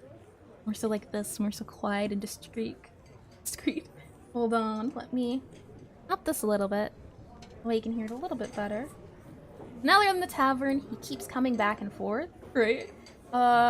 Magic or Mary? Sirio's favorite card game is? Oh, I don't know. I'm not a card person, so I wouldn't be able to tell you. I'm not a very cardsy person, but I will. Well, I don't know Magic or Mary, but if I had to guess, maybe he's more of a classic type of guy. He constantly goes back and gets deeper into gambling. He learns charms. And maybe yeah, he learns charms. He learns his way around the block. He learns his way around the block. Something like that, do you think? A magic playing cowboy. Well, he is a bard. He learns charms. He learns his way around the block. His idea or his goal is to get information from patrons about that dreadful night. So maybe during his teen years, he finds out through the grapevine, his parents were smuggled or something to that extent. Would it be smuggled? His parents were, what's the word? Forget the word. But his parents were kidnapped to somewhere else. Someone took him. He learns a name, and that's all he gets. He just learns of an organization. And saying that, let me get some drink. Here we go. He finds out through the grapevine his parents were kidnapped away by this organization. O-R-G-A-N-I-C-A-T-I-O-N. By this organization. And so this leaves him into wanting to find out more about it. So his parents were kidnapped away by by this organization, which leads him to chase after them, with nothing but his guitar and horse. There we go. Horse. Trafficking. There we go. Yeah, we're trafficked. Oh, how do you spell that? T-R-A-F-F-I-C-K-E-D. There we go. Trafficked. Away by an organization. And he leaves to chase after them with nothing but his guitar and his horse. And horse. That he was won in a gamble. There we go. Gambling. Yep. There we go. A gambling game based on a raining card game? And in your country you call it, oh, I won't be able to spell that, but we'll say it. But Marius? Hopefully I said it right. Let's see. It's kind of hard. It's kind of a hard game. I see. Interesting. Let's see. Guitar, horse, and gun. He doesn't know how to use this gun. That's what I'm thinking. I'm more so want to go for fantasy feel, but I mean I'm not opposed to a gun. Let's see, because he is a bard, don't forget. So is he gonna? He's gonna have a lot on him. I mean, he usually uses his charms to get other things, but I mean the gun could just be a threat. So one the gambling card, so it's guitar and horse, and we can say maybe fake gun, or just some sort of way to say, hey, look, I'm dangerous, but he talks his way out. It's used for intimidation. Big iron on his hip. Exactly. I agree, yeah. So, in him chasing down the organization, maybe Sirio finds himself joining an organization while in search of the one his parents were taken to. There we go. Let's see. Oh no, not the bard. Quick the dragons. No, he's good. He's very polite. You know, he has very high values. That's why we have a crossbow with 5 arrows. I do like crossbow a little bit more, truth be told. We'll keep the gun, but it could be a fake gun or it just could be a crossbow. Crossbow, maybe a bow. We'll see. That'll come down to character customization. Let's see. Finds himself joining an organization while in search of his parents were taken to. This organization steals from the rich and gives to the less fortunate. UNAT. Less fortunate, I think. That's nice, right? Yeah, I mean, everyone says that about bards, though. It doesn't have to be true. Let's see. Like teleporting bullets? Maybe he could use Yomi Hustle's cowboy and use magic bullets and stuff. Ooh, that could be cool. I could see that. That's interesting. I'll go ahead and also write down here maybe fake or magic bullets. That would be cool. Magic bullets? That's cool. To the town of the Maria's rode a stranger on one fine day. The Robin Hood Corp. Exactly. He was enlisted, but he's a smuggler. So he doesn't do the stealing. He transfers the stuff. And yeah, that makes sense. So the organization steals from the rich and gives to the less fortunate. His job was to transfer, TRANSFER, transfer the goods. And he transferred the goods. I.e. smuggle. I.e. smuggle. There we go. And let me turn this up a little bit. And maybe this music, what's this music? No, it's a little bit too cool. Thinking about town, what do we have? City Wonder, the tavern. Wonderful, it's a little bit better. We can have on this, I can hear. How about that? That's a little bit better. And I can go ahead and do one of those. Maybe a bit of rain on the roof. Like that. Make it more ambiance. How about that? Okay. Let's see. Let's continue. I can go ahead and reopen this so I can see. Hardly spoke to folks around him. Didn't have much to say. Yeah, that one doesn't fit him. But I do like the idea. I do. Okay, so his job was to transfer the goods, i.e. smuggle, and make sure this music volume is pretty good to go. Yep, okay. Right? Yeah, we're all good. Okay. So i.e. smuggle. He would charm his way he could charm his way past anyone. How about that? Charm his way past anyone. Guards included, which is why he was hired. He spent a lot of his youth looking for answers, not ever getting any. I think that's a good idea. And in his adulthood, and we can do, instead of adult, late adult, we'll just say adult to keep it a little bit simpler.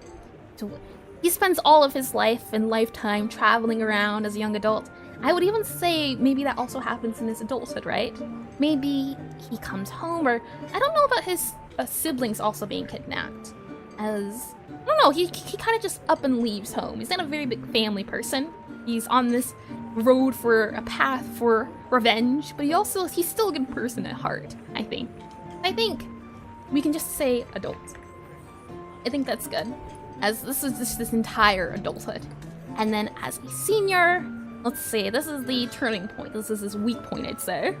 Let's see. Spoke to everyone around him, had an avalanche to say. Exactly, you're getting it. Let me get some of this. Okay, so we reach his final destination. So senior. He's had no luck in searching down the organization. Maybe he's came close a few times.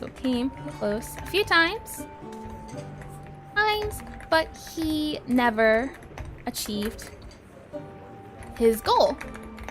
His charms worked in his youth, but as his... Well, I mean, that's the thing as well, right? It wouldn't really apply since he's an elf. You don't really see the age in elves, so I guess that doesn't apply. Let's see, no one dared to axe his business, no one dared to make a slip. Let's see, am I making an hour... Well, but welcome, Dr. Bananarama. And no, not at all. This is for a game called 1000 Year Vampire, so we're making a character to play it. It's a solo RPG game. You don't need people to play it, you just need a character and some tools to write. So that'll be fun. And that'll be played next week. So today we're spending it making the character and drawing the character, and then we'll play the game with the character and see where his life takes him. So we need some motivations, background, history, all of that, so we can figure out exactly how we want the character to be. Okay, so we did read all of that. Okay, we're all good then. Came close a few times, but never achieved his goal. And we don't really need to worry about that, as elves are yearless. They don't have the wrinkles and everything. So youth, but maybe it's more so a thing of he's had no luck in searching down the organization, came close a few times, but he never achieved his goal. Maybe, and just when all hope seemed lost, a stranger entered his life and offered him a deal. And desperate, and using his desperate and his history of gambling, or desperate and a risk taker, Sirio agrees, and unfortunately is turned into a vampire. There is the tale, I think. Let's see. You have 700 subs now? I do? Oh, hold on. Well, I don't want to check it now, but if I do, that's crazy. Especially the 600 celebrations tomorrow. Oh boy. No, not tomorrow. Hold on. Not tomorrow. Next week. But that's lovely if so. Yeah. Yeah, it's crazy. But I'm highly appreciative of the fact. It's just been so much growth, and it's been nice. It's been nice to do these things. Indeed, yeah. It's crazy. Okay, so desperate and a risk taker, Sirio agrees, unfortunately, is turned into a vampire. And I think that's a good idea. Now, maybe he's out for two people. Maybe he's out for the... Well, no. How should he feel about being a vampire? Maybe he's okay at first, so he tries to hold in his morals. Let's see. You guess he got a lot of experience, but because he didn't find his parents even the whole time, his meaning in life remained filled, and he came to the fact that he missed a chance to have a plan B, and thus condemned to wander aimlessly for the rest of his days. Yeah, that's what I'm thinking. It's a thing of, well, he spent his whole life searching for his parents and he couldn't find them. And so in his senior years, he's maybe he's in a tavern or something, and he comes across a stranger, he tells him of his woes, and the stranger says, I have just the fix, I can give it to you. And thinking this might be the turnaround, Sirio agrees, and that is when he is turned. And I'm thinking Sirio at least wants to be a good vampire, so he's only going to try to feed from very, willing participants, at least in the beginning. He might start off as good, turn off bad, but for now, he's a very good person, and he's trying to stick to his morals. And maybe vampirism will change that, but I think overall, that's a good idea, and I think we did do everything right. It's male, high elf, he smuggles, he wants revenge, he's explorer, lawful good, he has a gambling addiction. Let's see, he wants to recount the deeds of champions, yep. High stat charisma, low in strength, he has a horse, parents disappeared in an unknown fate, he's patient and attentive, he's prejudiced and pious, and yep. Okay. This is good. I think that is good. Or let's see, a food stream would be more than enough even for a 100k special in your eyes? What do you mean by food? I do plan to draw pixel art food tomorrow, if that's what you mean. Let's see. Let me go ahead and stop all of this. If it'll... Hold on. I'll get used to these, but... There we go. I don't know about this music. How about this music? Yeah, no. How about this music? Nah. How about this one? Oh, I do have toys now to play with. I think this one's a little bit better. Okay. I'm saving the scene on our good old... Hold on. Cereal. There we go. Okay. With that said, let me go ahead and tell you the tales of Cereal. But I do like that idea, yeah. He's reached the end of his life not finding what he spent his entire life doing. So maybe it becomes a temptation of now that he has this eternal youth. Does he continue to look for his parents he knows who are long past dead and continue his revenge? Or does he try to explore life and live the life that he didn't get to live in his youth? That sounds like fun. Let's see. And on his way, he was bitten by a vampire in a tavern when he was drinking. Forgot he fell into this vampire showed him the way. And he became a elf vampire before he got drunked. Hold on. Let me see if I can read that again. And on his way, he was bitten by a vampire in a tavern when he was drinking to forget that he had failed. Yeah, I don't think he became a drunk, though. Though maybe. I don't know about drunk. But yeah, I can see him spouting his woes to a stranger. He seems like a very friendly person. I can see him doing that, yeah. And that's when the vampire was telling him, you know what, I have a deal for you. So in saying all of that, let me tell you the tale of Cereal Eldrick. Okay, let's see. So, that's something as well, making sure you can, well, I can speak it and try to describe it as much as I can. Okay, let's see. Cereal Eldrick was a poor high elf who had 11 siblings. He was the youngest of his family. He lived in a small house and was a triplet, and he was raised by his parents. And with his fellow triplets, he would spend his time in the center part of the city, watching performers and playing around and just being a kid. In his youth, his parents would gamble to earn income, and Cereal would come and watch along with the rest of his triplet siblings. And during one gambling night, things went wrong, and his parents would go into a deep debt that they could not fill. And so they were ushered into the back room to have a more private discussion, and that was the last time Cereal heard from his parents ever again. And holding this memory in him, he and his other triplets fell, and they laid there at night waiting for the parents to come back, and they never did. So in the morning, their other siblings would have to come and pick them up. Since then, Cereal has constantly gone back to that gambling house, getting deeper and deeper into gambling. He's learned his charms, a way around the block, his way on music, and he's gotten information from Patreons about that dreadful night. Go back down here. As a teen, he found out through the grapevine his parents were trafficked by this organization, and it led him to run away from home and chase after them with nothing but a guitar, a horse he won by gambling, a fake crossbow, gun, bow, magic bullets, we're not really sure yet, but some sort of weapon. And with that, he set off on his adventure of revenge. As an adult, Cereal finds himself joining an organization while in search of one of his parents, in search of the organization that his parents were taken to. And during it, the organization he ends up joining steals from the rich and gives to the less fortunate, the Robin Hood sort of thing. What he does in this organization is he's a smuggler. He transfers the goods from one place to another, and he uses his charms and to get past anyone, even the guards. Cereal would spend his entire lifetime doing this, but to no avail would he come closer to finding the truth about his parents. So in his elder years, he would come close a few times, but never achieve his goal. And just when all hope was lost, he would sit down at a tavern, talk his woes, drink a little bit, and meet a stranger to the side of him, and the stranger would offer him a deal. For all his woes, the stranger offered a solution, and being at the end of his wits, end of his age, feeling that he had no other options, Cereal decided, I'll take the risk, I'll take the deal, the gambler in him agreeing, as at this point, what did he have to lose? So Cereal agrees, and that night he was turned into a vampire. For the rest of his life, it was changed. And that is the tale of Serial Aldrich. So we'll go ahead and Google that. Let's see. What do you think of the story? How does that feel? Nice and spooky? Let's see. Okay, so vampires know what's happened to his parents, and even it's late to save his parents. They can save another one from being worshipped by demons of unimagined past who's coming to praise. I do like the ideas of demons. Demons could be fun. I'll write that down on here. Demons could be fun. Demons.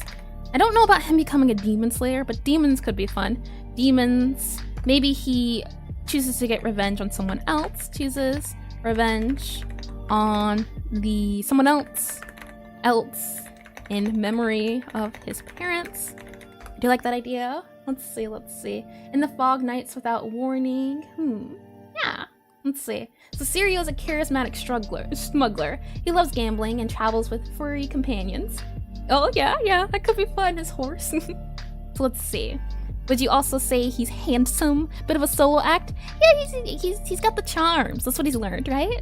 That's a great backstory. Thank you. You all helped me create it with your rerolls.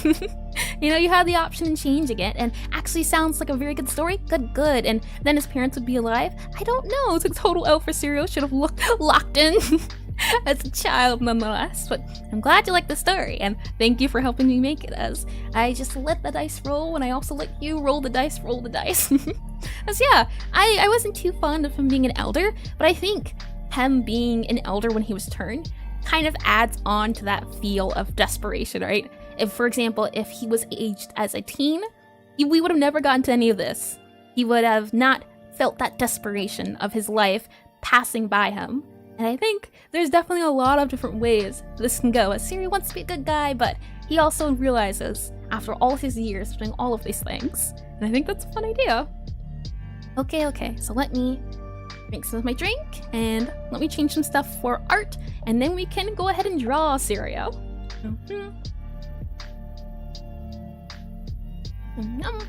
Okay, so let me go ahead and change the categories and everything. We can go ahead and move on to the next section. So let me go ahead and modify this, and this should take me a moment. Category, you think anything else should be added? But I do like the story. I like how it's feeling, and I like how cinematic it can feel. Go category, this would be art. Go ahead and do that. Pixel art. IXL. Pixel art. This would be for Aseprite. Like so. And it would be for, hold on, let me copy and paste.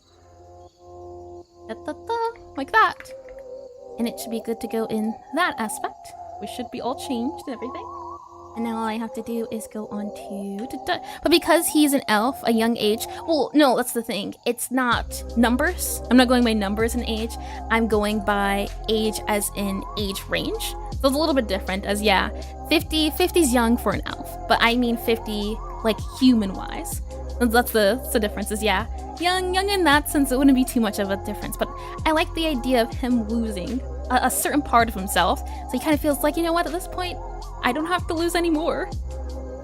I'll go ahead and copy all of that. Let me go ahead and change a little bit here. And I think we'll be good to go. And DE, and do pixel art. Pixeoart. There we go. Okay. And I think we are good to go in all aspects of that. And go ahead and, if it'll let me save, we can go ahead and save. Yeah. I definitely do like the age idea, but it's the thing of, I'm not good at numbers. So keeping in mind age 12 and 11 definitely gets into detail, and I don't think we need much detail when we think we need, right? It's just more so an overall general feel. Okay. When saying all of that, we can go ahead and, oh, I also need to get rid of this, unpin. Oh, yeah, there we go. And I'll go ahead and unpin that.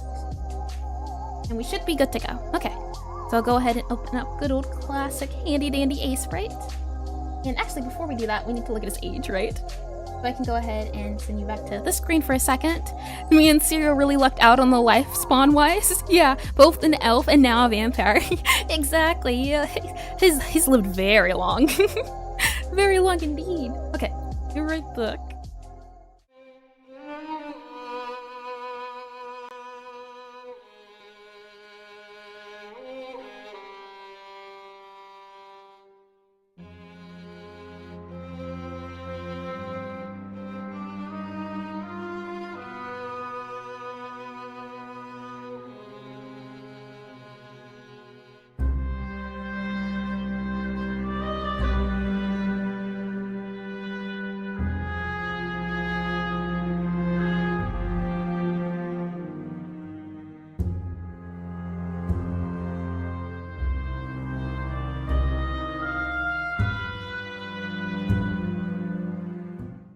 Okay, we're back. Bobby is here. No more book reading as now we draw. Now that we have an idea, and I'm realizing Aseprite is resized wrong. So let me quickly modify that as that guy. Does definitely seem to get things wrong every now and then, but there we go. Okay. So let's go back over Kirio's abilities and just his overall. He needs to have a distinguishable feature. That's literally infinite. Infinite plus infinite. I mean, I can see it. I can agree in that sense, right? It's just sort of a thing of being just life. So much life. Okay. Let's go back to here for a second. And we can go ahead and close that. And then I can go ahead and open. Where are we? Hold on. Okay. So his appearance-wise, we go back into the character template bit. I think here, right? Okay, here we go. So his hair feature, his skin would be more of a yellowish tone. That is the high elf part of him. So yellow, light. And I'll go ahead and do that on here. Oh, we should also mention he's a bard. He's also a charmer. And I think that's good enough for just overall features. And I can go ahead and save this, and we can keep this in mind as we're drawing them. So I can go ahead and save that as there, and then I can go into this profile, into here, and we can go ahead and do where'd we go? Oh boy, I don't think I saved it correctly.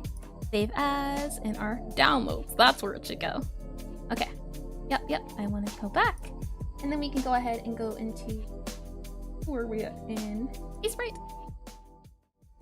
And then in Aseprite, we can go back to downloads now, and I should be able to find, yep. Okay. Here we are. And this is his appearance. So these are the things we have to keep in mind, and oops, I forgot his name. Oh boy. And I'll go ahead and also grab that, as I definitely do like the name, right? Yes, infinity to the second power. Exactly. Infinity to the second power. Oh, it's funny. Yeah. Okay, so I'll go ahead and grab this really quickly to make it easy on us. There we go. And I'll go ahead and change the font to, and there we go. And it should be you, like that. Okay. So this is the guy we're naming, or this is the guy we're doing. And I'll put there we go. Serial Eldrick. Speaking of elderly elvish vampires, Boulder Grade 3 sends you a cease and desist letter. Hopefully not. I mean, it's free anything, right? It doesn't matter. It's from free real estate. Oh yeah, Boulder's Grade 3. That is a fun game. Okay, so let me grab my drawing tablet. Let me move these books around. Get all nice and comfy for part 2. And oh, for a second I thought the music wasn't on, but music's all good to go. Okay. Tablet's good to go. Everything's good to go. Now we need some ideas for this vampire to be. And let me go ahead and pull up this so I have some ideas. And then let me drag.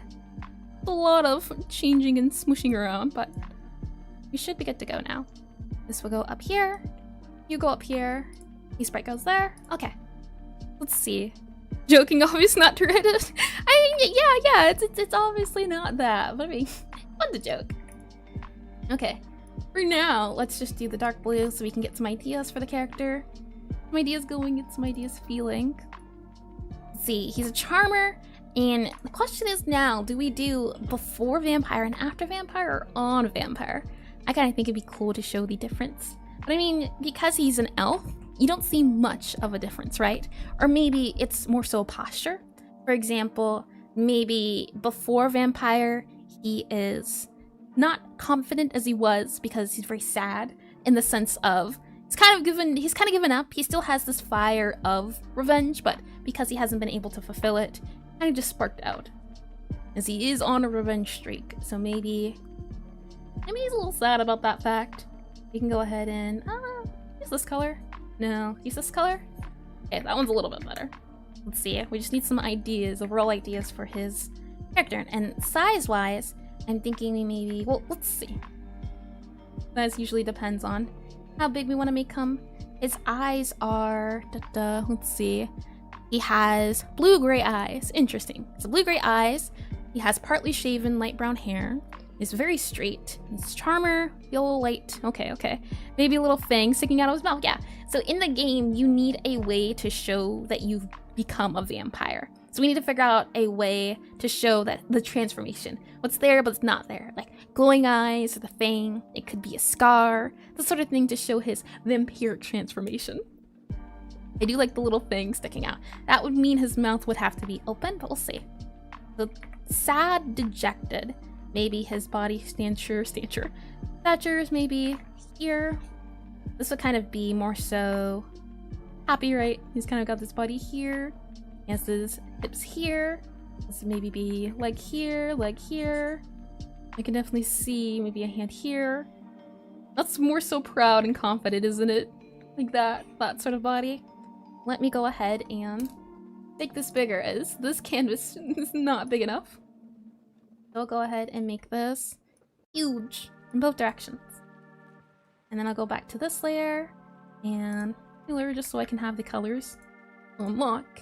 And then we can go back and grab this guy, fill it all in, and lower the layer back. But yeah, I do like the fang sticking out idea. So we need a guy kind of down on his luck for his pre, and then post is what we need afterwards. We can go ahead and come back here. Let's see. That's what I'm thinking, like a dejected look. A kind of guy who's given up on his life. What sort of posturing would that be? It could be more downtrodden. Maybe he just looks tired. He'd even have maybe the cards in his hand. For example, maybe his head here. And it's easy to do that. And then, oh, wrong color. Right, and maybe his head. Or so down, maybe he's facing down like this. Maybe, and his body's here, like that. And the hand on the model and body have duplicated. Oh no, have they? Am I a duplicated person? Oh, I see. Thank you for letting me know. Hold on. That can be easily changed. There we go. Thank you for letting me know. Thank you indeed. Yeah, I didn't even catch that. There we go. Trying new things out. You can see how well that's working. Okay. Instead, more so this body like this, right? Slightly slumped over a little if possible. Yeah, that's what I'm thinking. Maybe the posture is slumped over is more so like this for the posturing. Let's go ahead and do this. And I'll grab this. And speaking of all of that, let me also add a timer. Help us keep on track. I try to do a drawing as many as I can at a certain time. So I'll go ahead and also grab that from where are we at? Timer here, and then I can paste this guy right here. Put the timer up here, and we can go ahead and do we'll do 10 minutes, just different poses, so we get an idea and a feel. If it'll let me do the scripts. Reset. Timer does not. Oh, I know why the timer doesn't work. I didn't pull it on. Yeah, slightly slumped over. Let's see what ideas we can come up with. We have the body kind of slumped over, kind of more sad. Maybe sort of more so like this. You can grab, and I always forget what number or letter that is. But it's not even hotkey. Maybe something like this. We have the body, and then like this, and then maybe hands can kind of come down here. I need references. So let me go ahead and Google some references. Give him a count hairstyle. Fortunately, his hair. Well, I'll have to see. I can definitely Google that. We'll need some references to figure that out. So Count. Oh, I see. You mean that kind of Dracula guy. I mean, it is just straight hairstyle. Okay, let's see. Go ahead and grab it. That's a pretty silly one. Let's see. Dejected pose. Let's grab some of those so we can kind of see. We have this one, and I'll pull them onto screen to make it a little bit easier so you can see. If we go back into PRF, you can grab some of those. It's a joke! I see! I can never tell. I'm not good at these sort of things. And welcome back, Raph. Welcome. We're trying to figure out some posing at the moment. I want a sad, dejected pose, and I'm realizing now this is the wrong PRF. We can go ahead and switch over to this PRF now. Look at that change. So a sad, dejected pose. I'm thinking he's standing, so would it be too sad and dejected?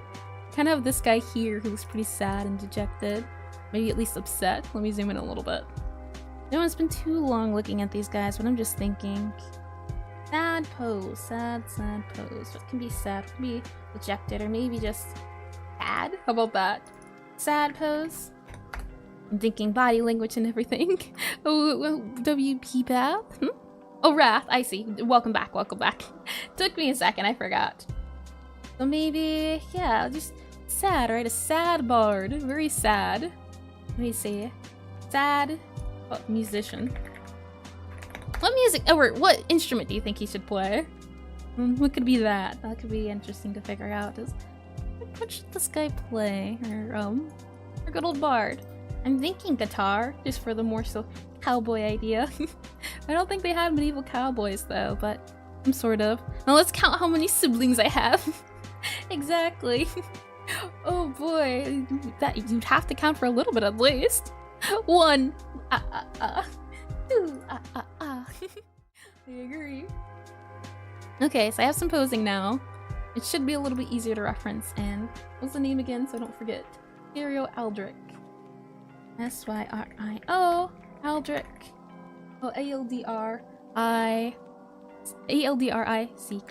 There we go. A lot of good references for exhausted. Ooh, that's a good idea. EXHUASTED pose. There we go. Ooh, yeah, that's good. Those are some good poses. Yeah, it was a matter of figuring out the references because I wasn't sure what this character was gonna be. Couldn't get some references beforehand, but these are all really good. A lot of just exhausted, tired, down in your slums. You're not really, ready to go on anymore. Just overall, just tired. And I can definitely see him being tired. The thing is, we can't really show his age because he's an elf. Elves don't really physically age, so we can't show it through that. But we can show it in his body language, maybe. That's the hope, at least.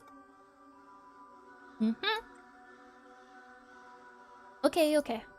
We can go ahead and sprinkle all of that, and now I can see a little bit better. We're spending this 10 minutes coming up with ideas. So I thought about maybe some sort of idea here where he is down, tired. Move this guy up a little bit. Got the legs, the feet, like this. I always like doing cross legs, it seems like. I mean, not cross legs, cross arms like this. He's kind of looking down, maybe. Maybe another pose for him could be... Let's see, I've got a few here to choose from. I want to do it standing up. It's a little tricky as a lot of these standing up ones aren't the best, but I am seeing a lot of exhausted ones. Like there's this one where his head is way down. Maybe he could play both the guitar and a harmonica. Ooh, that's a good idea. I do like that. Some sort of guitar being played like this, and we got some of that, and the guitar. Maybe he's only focused on the music now. You've got this here. Maybe it starts off with him looking down at the guitar like that. He's got a hand here, that's his body. He has a hand here. Not really how you hold the guitar, but that sort of thing where he's holding the guitar. Now we need some guitar holding poses. Let me go ahead and grab some of those. Holding guitar. Yeah, maybe that's in the way he shows it. Holding the guitar pose in the sense of showing, look, yeah, no, I'm not doing too happy. Is there a sad holding guitar? Sad holding guitar. Interesting. Not really. So maybe more so it's a thing of sad, dejected. We can have the body maybe holding back the guitar. Maybe the guitar is in the background. For example, maybe it's kind of in here and he's holding it like this. And his hand's on this and he's here with his head. There's his body, there's his arm, there's his other arm. And standing there with the guitar. But I don't really like that too much. Maybe, I kind of like the idea. Maybe he's crouched. Maybe he's just sitting like this. He's crouched, and let me zoom out here a little bit so you can see. Banjo and harmonica. Yeah, I did get that. I did say that. Yeah, banjo's interesting. Banjo's certainly interesting. We have the head, the body, and banjo. I can definitely see him playing the instrument, and that's him playing the instrument. It looks like it. I'm just trying to figure out the general shapes and sizing. But banjo, I'm kind of seeing maybe he's on the ground instead of standing. That would be an interesting change of pace. He has his head here, his body here, shoulders is placed, and then he has the, we'll just do this as the guitar to kind of help in seeing and visualizing. The guitar kind of looks like that. And maybe his head is looking down at the guitar. Oops. Down at the guitar, like that. He's in his feelings at the moment. And I'll go ahead and fill all of that in, like that. And then he has his hand on here, and his other hand here. Or more so, maybe it's here. I kind of like this, but I can't see the rest of the body. So let's copy it and move it. And we can go ahead and move that guy up here maybe. Trying to get some positioning. Maybe he's kind of holding like that, and he's got his legs here and here, and that sort of thing where his feet are up like this. That could work. Maybe, and we can kind of move these guys over a little bit as we have more minutes. Let's see. Just going in and figuring out sketches. I think sketching probably has to be my favorite part in figuring out designs, trying out things and seeing what looks nice and just spitballing ideas. Because yeah, I do like the harmonica. Definitely gives off that sadder feel. We want him to look very just out of it, I think. It's just lack of life, and now he kind of has a little bit too much life. So we can go ahead and do this and this, and move this guy over here. Let's see. Exhausted. I mean, I do like this pose here that is referenced, where his head's kind of down, like that. His head is pointing down that way. I do want to see his eyes, this is why. I don't want to do too down and look away. But now his body's kind of like this. His body. And then he has his hand here. And it kind of goes down and up. And then he kind of has his arm coming down like that. And then the body kind of just swerves in and here. This is a real sad feel, but I do like the idea of the guitar, the very just down. Let's see. Cowboy holding guitar. I wonder what I'll get for that one. Ooh, this one's pretty nice. Maybe something like this, where the cowboy is holding the guitar in the shadows. Like this. And I realize this is still too small. Make it a little bit bigger. I say a little bit, but really we need space. And then I'll go ahead and grab you and make you smaller. Like that. There we go. Okay. So maybe the idea we can go for, and let me move this over a little bit. I'll grab you. And I kind of like the idea. Let's see, what if he's like leaning against a wall playing a guitar? Ooh. I do like that idea. This is what I'm seeing here. The body is, oops. We have the hat on the head. So you have the head here. But you can't even see the head because of the hat. Like the hat is here, the hat's on the head, and you can't see it. So let me make this, all of this. This is the hat. This is the hat on the head, and let me make it a little bit bigger. So you can get the kernel sense of the idea. And then he kind of has his chest and his shoulders, so something like this.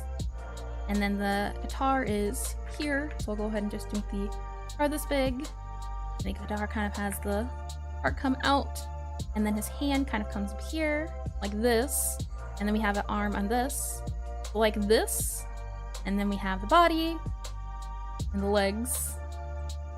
But this guy's legs are kind of like on something, but we can maybe make it like that.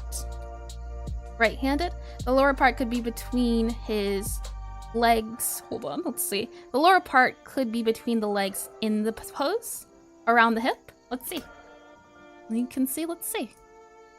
As we're just sort of flashing out ideas. So I'll grab it and I'll paste it. And then we'll move it.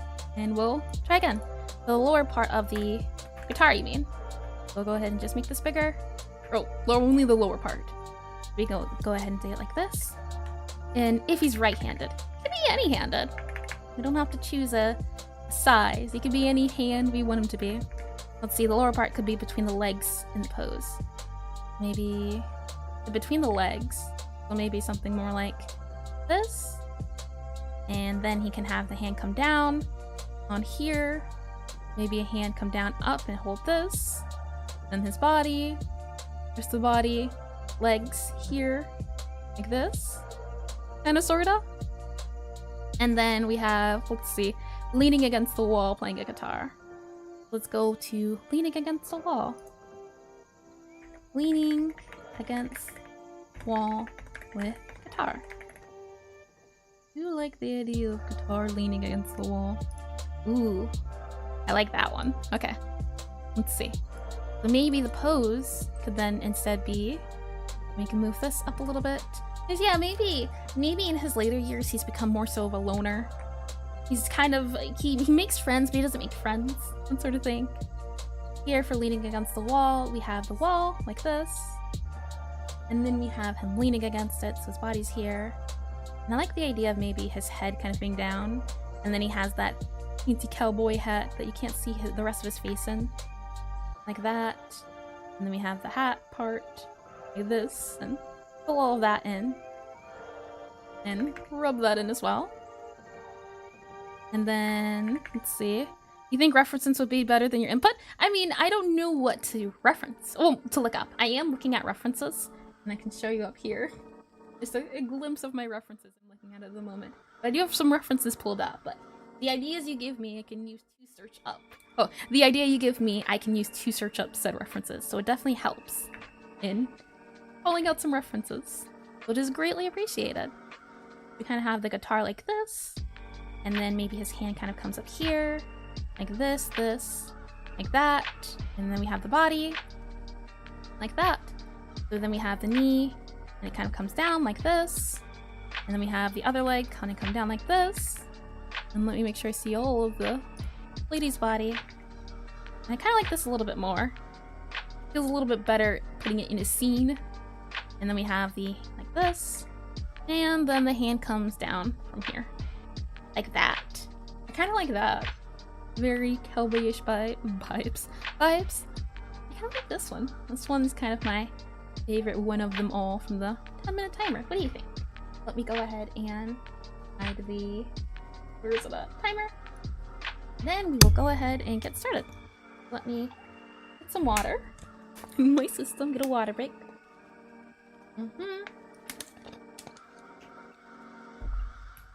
Okay. And that works. Yeah, I think so. Water, lemonade, all refreshed.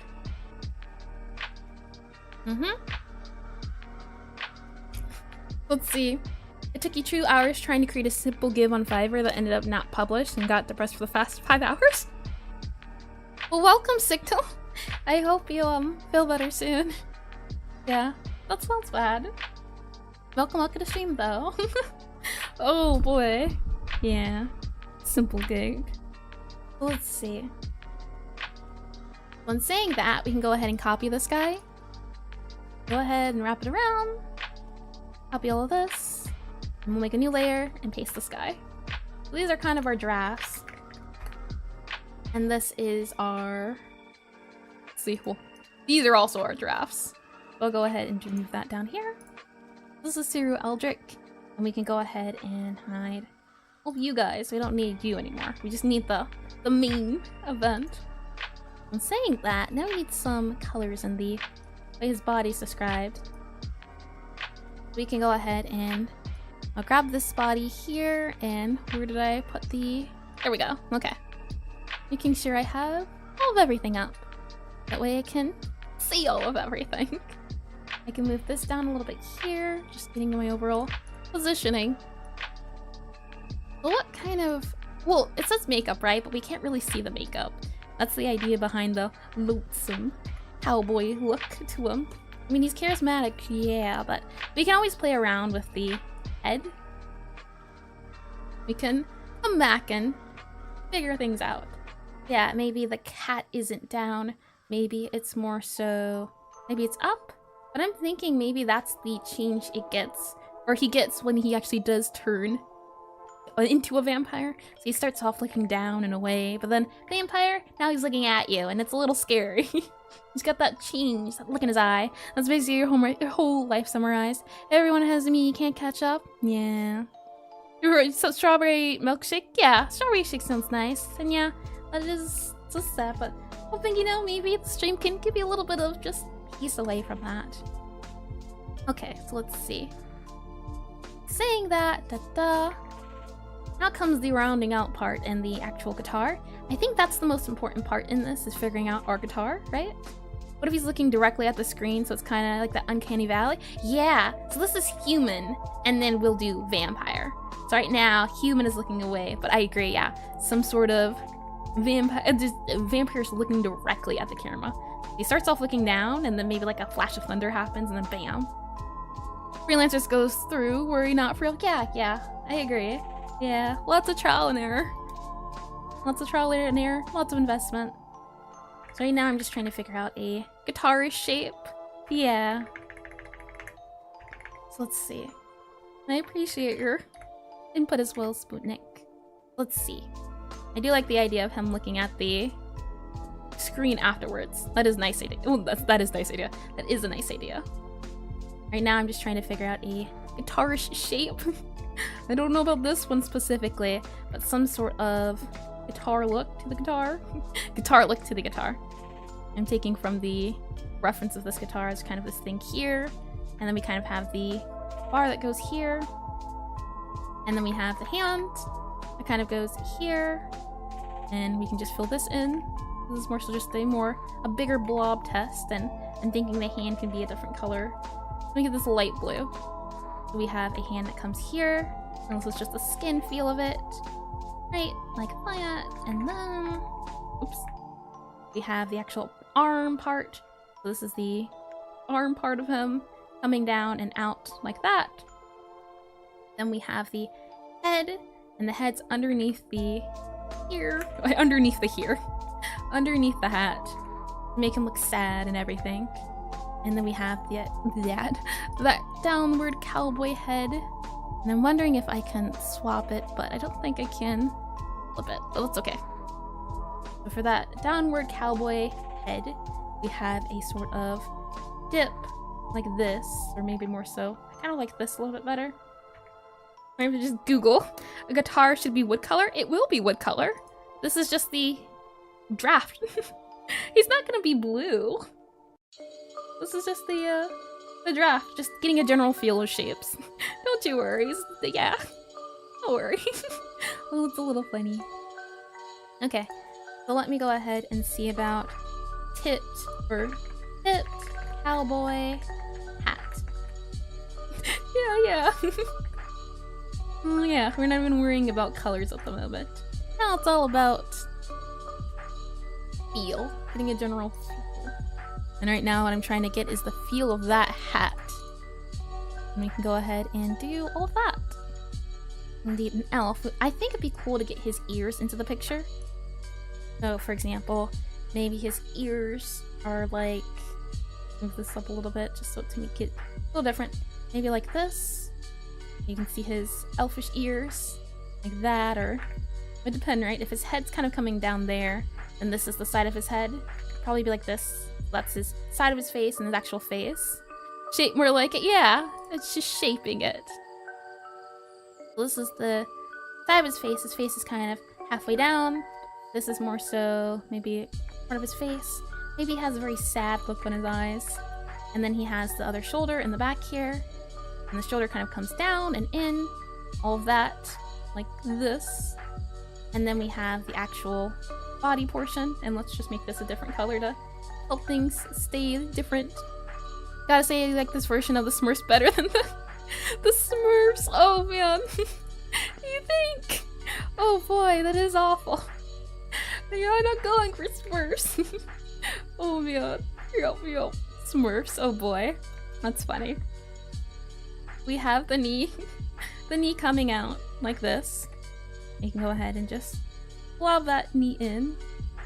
More so, it looks like it's more akin to this in the pose. So something more like that would be the knee. And then we have the foot coming in, so we can go ahead and grab this darker color, have the foot come down, and then there's a different color to show off. Like this is the different parts of the body. So the body would kind of maybe look like this with the legs, and then the foot. Is this the new Avatar movie sneak peek? No, it's not. I don't know too much about Avatar, truth be told. No. Certainly not. Avatar, Smurfs, oh boy. Let's see. So something like that for the foot. And then, with this body colored blue and the square head, it looks exactly like Samori Dreams' character. Ooh, what's that? I'm curious. A Sumotori. Ah. Let's, hold on. Sumotori Dream character. Ah! I see. I agree. Sumotori is like the sumo wrestler. Like the ones you would hit the button with. Okay, where's my Aseprite at? Yeehaw, let's connect our hair. Character animals? Nah, no need for that. This is the Wild West, but the Wild West is civilized. He is what is it? Ancient explorer? No. He's just aged. Something like this for his legs. So yeah, this kind of comes down like that. And then we have the foot, which kind of comes down here. This is more so the bigger general feel of the character. And then we have the hat. Let me go ahead and try to figure out the way the hat might look. And we need to figure out colors as well, but the colors will depend on the character for certain. And let me zoom back out a little bit. Okay. So the hat might come like that, and then you might get some part of the hat. So this goes up, then it kind of loops around. Oh boy, hats. I didn't realize how hard they'd be. And then you have this part here, just kind of the circle part of the hat, and that kind of goes down. And this is where the circle part kind of comes around, like this, and down. And then this is where this part kind of comes up. So this is more so Hellboy hat, apparently. Interesting for sure. Like that. Kind of something akin. And in saying that, we can go ahead and say this is our sketch. This is our blob. Block. Our blob. And then this will be our... Oh, we do need the walls for the blob. And we'll figure out the walls later, but for now, you can just go ahead and say it's here and here. There's the wall feel to them. And we can go ahead and hide the sketch.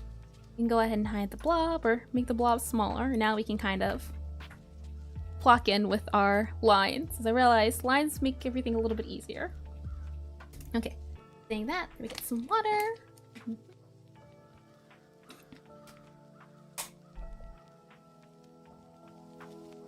Turn that up a little bit. Okay. Where does that? Oh, that looks a little bit too loud now. Hold on. There we go. Okay. Cowboy. We go back to traits. What do we have again? The yellow light skin, bard, charmer, hair, partly shaven. Interesting. And he also has light brown hair. So let's just choose a color for now. We'll go with. How about this? Yeah, we can go with the yellow. He has very short, straight hair. Very short, straight hair. Interesting. Okay. For his head, and kind of maybe do this. Trying to think head-wise. How do you do head? Oh, well, that one's a little loud. Let me. There we go. So So I'm thinking right now, at least, this blob's gonna have to be moved up. Like this. Just up a little more. Show off a little bit more head. And then just draw all that in. I really don't even need to draw it on, and just need to see it. And then back to that yellow. Let's just find yellow. Okay. Head, head, head. We need a head eye shape. The head I'm looking here, the way his head is down, you don't see anything. The only thing you see is the nose. Let's stick to that. It gives you vibes of the blue puzzle maker guy from Deltarune. The rules card. That guy. I can see it. Rules card. Oh, he was wonderful. If you think about it, Jake from the Avatar movie used his hair to have fun, but he also used it to connect to the giant flying lizard bird, so you could really... I have not seen Avatar before. I don't understand the reference too much, but I hope the person that was saying about it does understand. I'm just thinking face-wise here, and the hat itself. Maybe the hat kind of comes. This was the hat shape that we had, right? Is that sort of loop over under is what I'm looking at here. But the hat is more akin to over under. And I'm looking at this guy's head. I can't really see that. The hat's kind of a cylinder. I think it'd be more akin to seeing more of the hat. So it's more of a head look like this. Oops. Head look like this. Something more akin to that for the hat. Kind of looks a little bit more like a sombrero at the moment, though. We can go ahead and get rid of that guy and that. Okay. And then we can go ahead and say, alright, aside from the nose, this can kind of be the head, maybe. We'll have to work on that for sure. Aside from that part of the hat coming out, we have the inner part of the hat, and that's what this guy is. And then this inner part also has a top you can see, and that's what this is. And that's what this is. We can kind of slowly make our way through and adding and removing. And that's what it seems to come down for me, at least when it comes to making these characters, is a lot of molding and moving and smushing. Let's see. I can definitely see Wolf's card though. You're sorry? No, you're fine. It was in reference to someone else who had asked, so I hope they at least are able to get the reference. No, it's fine. Even if I don't understand that. Thank you for the information. Let's see. I'm thinking maybe more hat down here. How does that look? You can kind of, oops, move away from there. Kind of like that a little bit more. More hat along this edge. Just kind of pushing in shapes and everything. Seeing what works, what doesn't work. Kind of like the idea of maybe this being shifted a little bit more over, like that. This can then get shifted. It'll let me. This gets shifted down, like this. More so akin to that. To kind of make this round shape, like that. And then we have the hat. This guy's kind of looking down.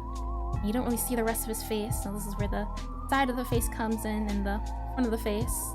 This might just be the face itself, and the face could also, well, it could just be technically covered in shadow. A head-sized carrot. He's no carrot. Thankfully, at least. No carrot. Oh boy. I was hoping he wouldn't give off carrot impressions. Let's see, for Bard at least, what can we do? We can kind of give it that Hellboyish feel, right? Just the rough around the edges.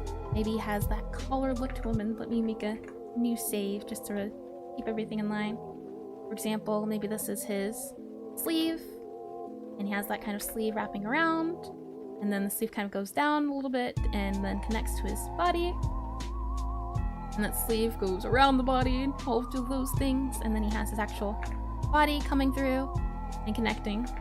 Before we do any of that, let's figure out that guitar feel. We can go ahead and do a new layer. I'll do a new color. It just makes it a little bit easier on me. Figure out the feel of the guitar. So it seems to be wide and flat down here. Something like that, or maybe more akin to here and here would be guitar. And then we have here and here. More so guitarish. I definitely am not helping the carrot feel though, with the way this looks. Oh boy. And then we can kind of add that guitar there. Because I definitely do want the guitar to be the thing that you feel when you initially look at this. We can go ahead and clean away the bits here a little bit to help with the semblance of guitar feel. I'm definitely not feeling guitar anymore. Maybe we can make it a little bit smaller. And then we also need the outlines, really. We have the outline kind of comes down like this.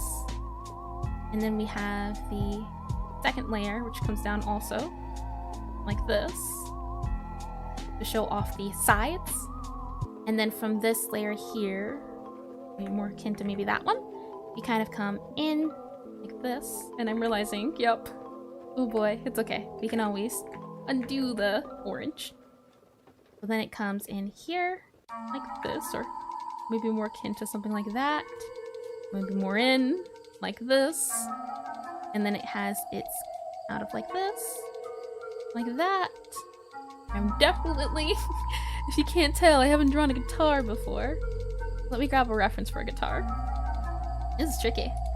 I can go ahead and click this and go to T-U-T-A-I-R, guitar. Definitely think it would be fun to do a, what is it? A stream where we draw instruments, like pianos and stuff. I definitely would like to draw a piano, but pianos are also tricky, aren't they? I didn't realize we'd be getting into guitars and feeling the pain of said guitars. This is, oh boy. Okay, so it kind of has this overbend top at the top, and then it just kind of comes in and then out, like that. That doesn't feel too right. So maybe we can come in here, and then we come out and in. In, out, in. See, that does not look like a guitar. Not quite. More so, this is more flat, I'm thinking. Because we can see the bottom, right? So it's kind of facing away from us. I kind of like the guitar we have here, truth be told. Just needs a little bit of shaping, I think. For example, maybe this kind of comes up. Like that. Perfection. Exactly. So let's see. Let me grab you and move you down. More so like this. And then maybe move you up. And you move you up. So that you're kind of coming around. More like into that. Yeah, it's more of a round, ovalish shape here. So maybe more something like that. And then this guy can kind of be like this to show off volume. That's why I'm adding this for the volume. So this kind of comes in, and then we kind of come out like this. So in 1, 1, 2, and then maybe 1. And then we have the going around. Maybe more something like that can be our guitar, though. That doesn't feel too round, does it? Not quite. I definitely think tricky. I'm just looking at the guitars, trying to get the general feeling. I don't want to spend too much time on the guitar, but the guitar is a kind of central piece. It's the lonely, lonesome ranger at this point in time when he's aged and done for. Let's instead maybe try have the round part here, and then we have the narrow part here. But I like the way this is formed, so maybe we can just fit that a little bit more so like this. And then we have the bottom part here, and kind of go in and clean it up and see where we end up. Am I still working on Necrotype Cafe? Yeah. I worked on it yesterday. And 100% am still working on it, yup. But yeah, I'm still working on it. This is just not Necrotype Cafe today. This is a game we'll be playing for Halloween. It'll be a Halloween-y special. That'll be fun to... It's not a horror game, but it is a game. About as much spook as I can handle. Making a vampire and playing a vampire-y game. I think this is a little bit better for our shape, though. I'm just going around and rounding our edges and trying to clean things, make things feel a little bit more guitarish. I think this area needs to be worked on a little bit. Maybe it needs to come up more like that. And now we need that in part needs to come in. Maybe not up more. Maybe this guy needs to come in like that. And now it comes in into that, and then once it goes in, it comes out like that, but more round here in this sense, like this. And I think, let me flip it. Where are we at? Over here. Definitely looks odd shaped, doesn't it?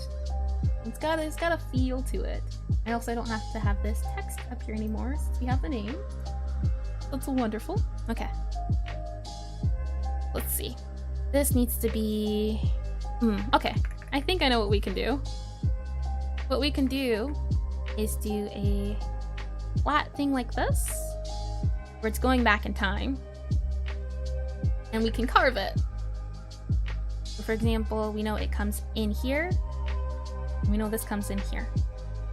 And then this is kind of rounded. And this is also kind of rounded. Well, it's a way to show space, right? The bulge near the neck should be smaller. This part here needs to be smaller. It definitely doesn't need to be 100% accurate, but I feel like a little bit of accuracy. Definitely go more into detail with definition, but yeah, it definitely doesn't look like a guitar.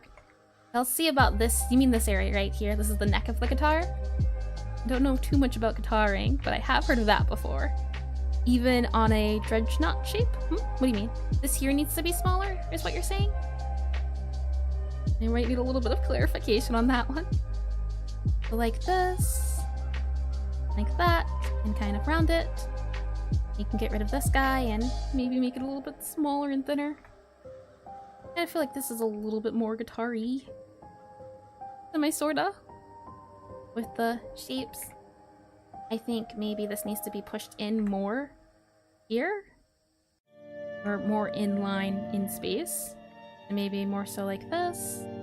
It kind of looks like it's bending, doesn't it? Let's see.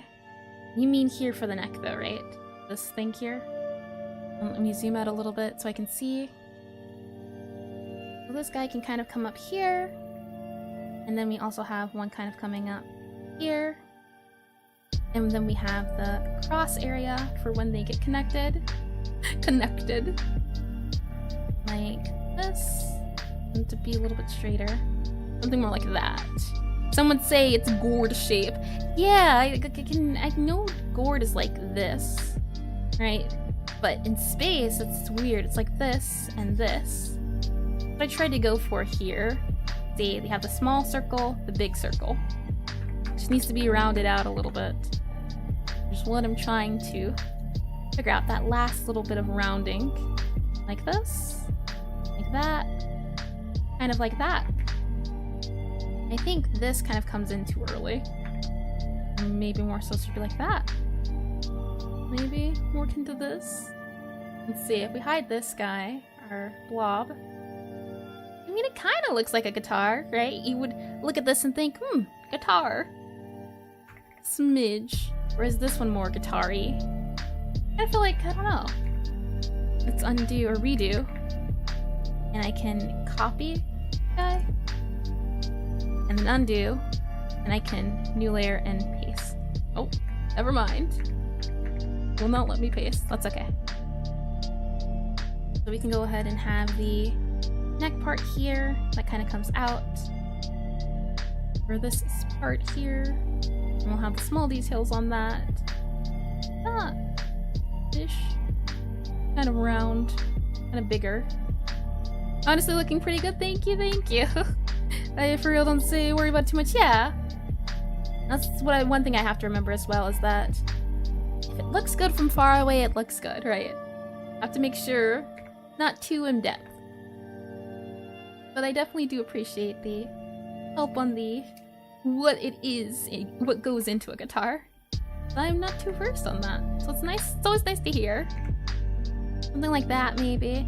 Only thing you think, the long thingy with the strings should be 5 pixels long. Here?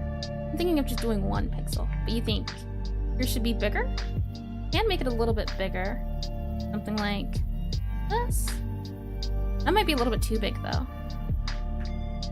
Try to make it thinner so it's small.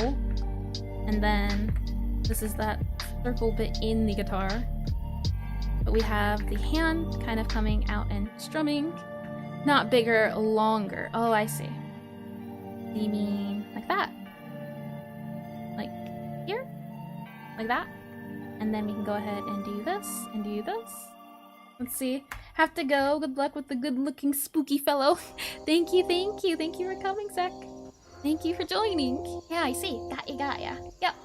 Okay, we're good to go. The neck in perspective, it seems alright. This guy here. Is it too long, you think? Or what are you thinking? I can go ahead and say that is the neck. So then we have this guy back down here. Head. This is shoulder. We can go ahead and merge this down. We can go ahead and have this be the body. And this is the guitar. In our body, we have the shoulder here. This is his second shoulder. It kind of comes down here, down and across, like that, I say. And then from there, it kind of wraps up and it gets hit here with the hand. As the hand kind of comes up and that. Let's see. Where did that pose go for the other one? That one's a little bit more in perspective when what we're trying to do. As this kind of comes more across, and then the elbow gets dragged, but you can't see the elbow. You do see the hand, which is more up here. So I'll just do hand up here, and then we have the body. More like this-ish. And then we have that shoulder. In perspective, would appear shorter since it's facing away. That's true. I can feel how it could be a little bit longer. Give it a go. I like how, let's see, probably like that, you think, huh? And then, oops, like that. And then we can go with the body. And then this hand can kind of get moved a little bit more like this, I think. And then we have the hand, the arm. Then we have the hand kind of coming up here. So it's resting against the guitar. So it's more like this shoulder seems alright, got ya. So it seems like, isn't the neck of the guitar like 2 times the size of the body though? It is, but I'll show you one here. Where are we? Here. And you can kind of see here, this is the pose I'm looking at. It's this pose and this pose. These are the 2 poses I'm using as reference. And then this one, they're both kind of far away. Doesn't seem too long, but I don't know. I'm guessing because it's perspective and everything, and sounds a little bit too loud. Here we go. These are the poses I'm looking at in terms of overall shape. You have the body and then the arm resting on it. Thought it was a lot longer. Yeah, it's interesting. I think because it's in perspective, that's why. That's probably it. Okay. You're like an Aseprite.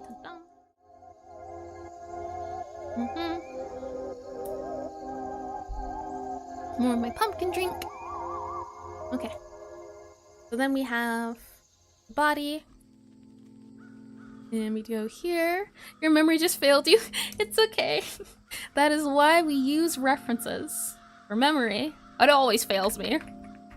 I don't rely on it in the slightest. Not one bit. I have learned my lesson the hard way. Memory will always fail. Let's see. It's more so going around like this and then going back. That's like you every day, yeah. Memory, not too good. Okay, that's why we can write things down. That way we live beyond the memory. Oh boy, but this game will have us forget memories. He will not be the same man he once was going in that he is coming out. And that's gonna be fun, seeing the change. Serio's change. We have that shoe. And then we have the foot. So kind of that leg kind of coming in like this, and then the leg, maybe more so like this, like a ant's leg is what I'm thinking. Maybe it comes over the shoe like that. Like that. Looks a little funny, but we'll see as we go further along in rendering. I'm just trying to get the outline-ish feels. And then we have the leg. And this leg I definitely think should have some sort of roundness to it as it's going around in space and it's going over the shoe. And then that shoe kind of comes from out of the leg and goes in there. And then that pants kind of comes in. And then this leg can come down like this. And we can go ahead and bring that leg in like so. That. Or probably more down. That. More akin to that, I think. And it would be more down and kind of around, depending on the wrap. Like that, I'd say. And ish. Semi-so. And then we have the leg, we have the foot. And I think definitely this foot will probably need to be a little bit wider. Well, it is on the wall. It doesn't feel as big as the other one. We can make that a little bit bigger. And zoom down a little bit down here. We have that hand, and then we have the hand for the guitar, and that's a little tricky. I always like to do it's big up here. I like to do one of these moves, and then here is the hand. And then we get rid of everything and go with the outline. Oh, one more for the outliner. Nope, we can't get that. Okay. Something more akin to this. Like that. And then for that outline, we have the arm. So this will kind of go over, more so like this. And then we have it kind of coming under, but it's more so rounded because of the wrist. We have to kind of move in from that, maybe more so like this for our arm. As the shoulder, well actually, we're gonna have to rotate it a little bit, like this. Rotate. And then it's gotta get moved down to like here. So then we can go ahead and add all of our extra bits. And then we should be good to go. As this is where his sleeve collars will come into play at here in his arms. And it'll be this sort of triangle thing that kind of shows off. Look, there is space between here and the body. And that is the sketching bit. Okay, we can go ahead and hide the blob. Again, we have to grab the background. So I can go ahead and duplicate these two. And then I'll go ahead and, well, never mind, duplicate the body, I guess, as well. And I'll go ahead and merge this down. That's the body and the guitar.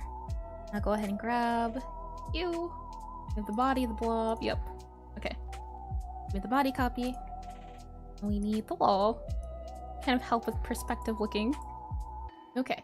We can go ahead and hide that. Now we work on the actual character bits. As this, the outline I like to use just to show a sense of outline. Let's see. Who's a what's a test, huh?